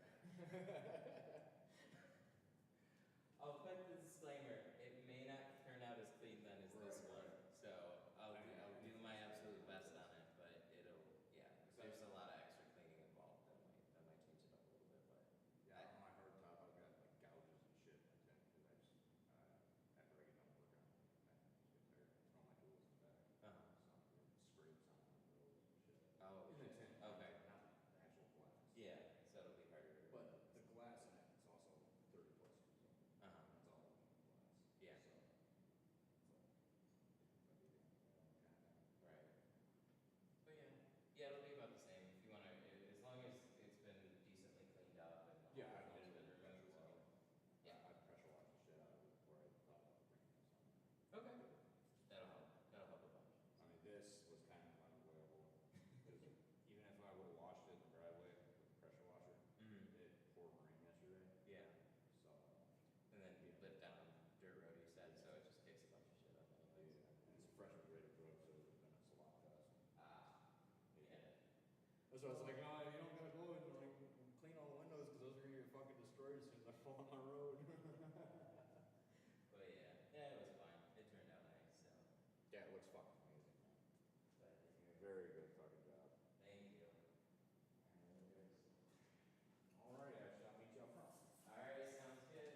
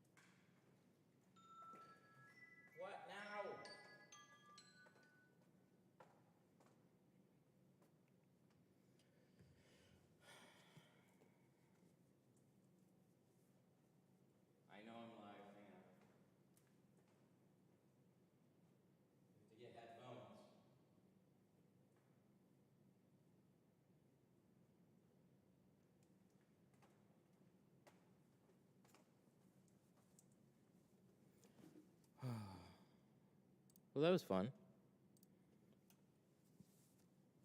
I think there was a super chat in there. But yeah, the fog machines, I actually forgot to even turn them on. Sorry. But definitely wasn't going to turn them on at the end. Where's my... Why is this being stupid? There we go. Okay. What do you charge for your 3-day course? It's $1,500 for the 3 days. Comes with a lot of tools and stuffs.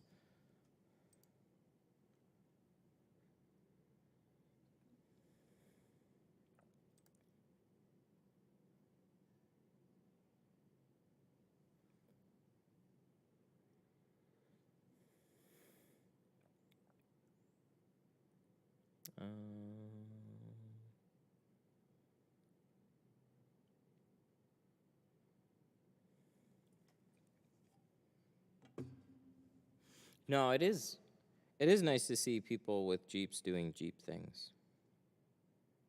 Because because there's lots of people that get a Jeep and then they don't do any Jeep things. They deck them out to be off-roaders and then they just keep them all sparkling new and clean and don't do Jeep things.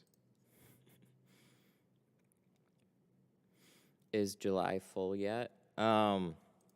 I actually haven't opened up July yet. I have to put it on the site. Should be fine though. Right now, all that's on the site. Where's that? mytintstuff.com. Where's my?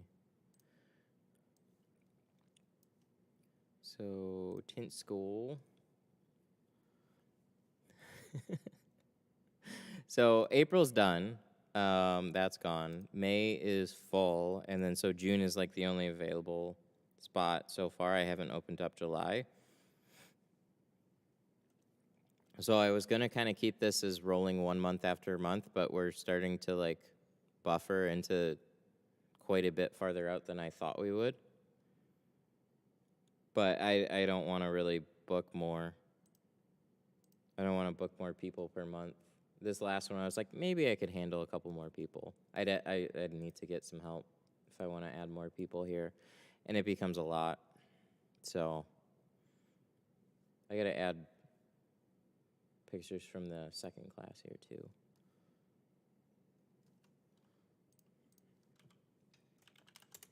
But that has info.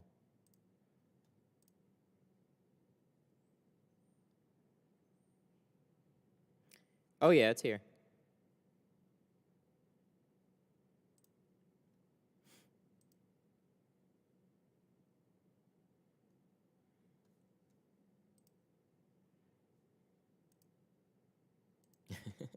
Alrighty.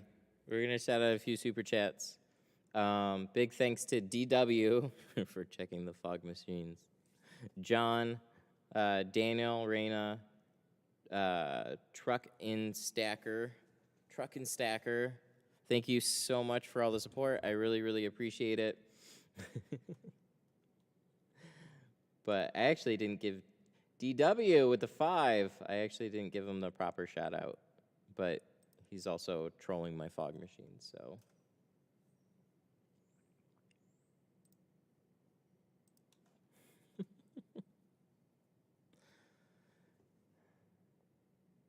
Thanks for shipping Glass Aid. Looking forward to picking it up from the border. They should ship to your door. Ugh. Are they holding it? But you're welcome.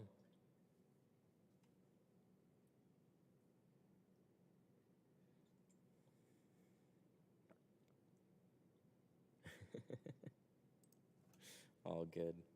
All right. So what's on the schedule? I think what is...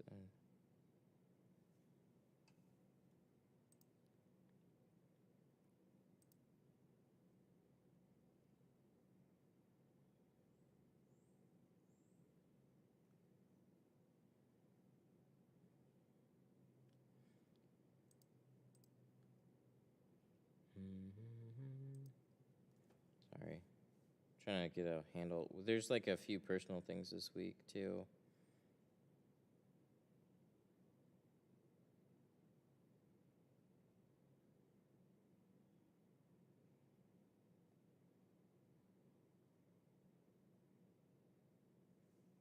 Why do I have an 11 o'clock? The 25th, Tuesday. Why do I have an 11 o'clock? Oh, I'm way confused. All right, I gotta figure out what's going on with my schedule.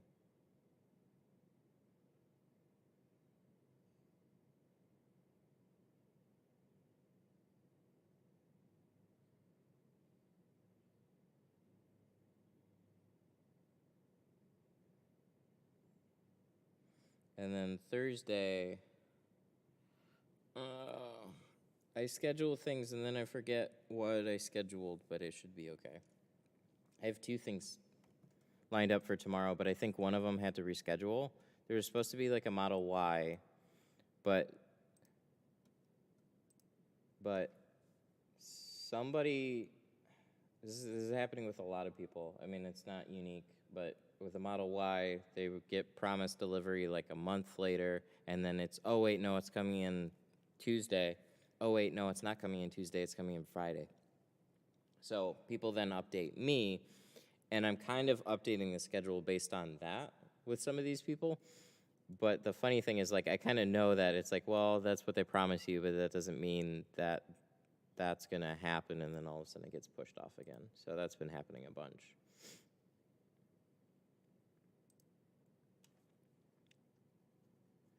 The Model Y actually has a pretty straightforward back glass, yeah. The Model 3 is the crazy one.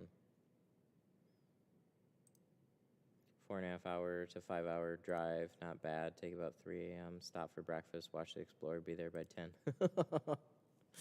Damn, that's so early to come for a tint job. I hope I live up to the expectations, man. Looking forward to having you on Saturday, though.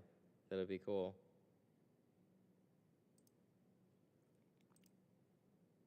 Glad I caught this live stream. Oh, good to have you.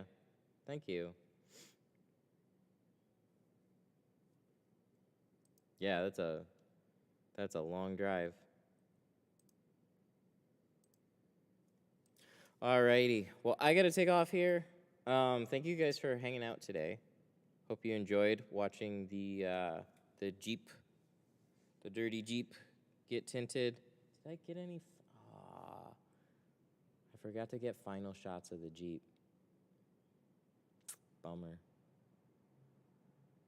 I should have taken one last video of it. So I'll see what footage I have, but it should be fine. All right. Thanks for getting my order out. Tinted my first ProMaster yesterday. Oh, I had to do a ProMaster like last week, I think. The full windshield, super fun. Alrighty, you guys have a good one. Bye.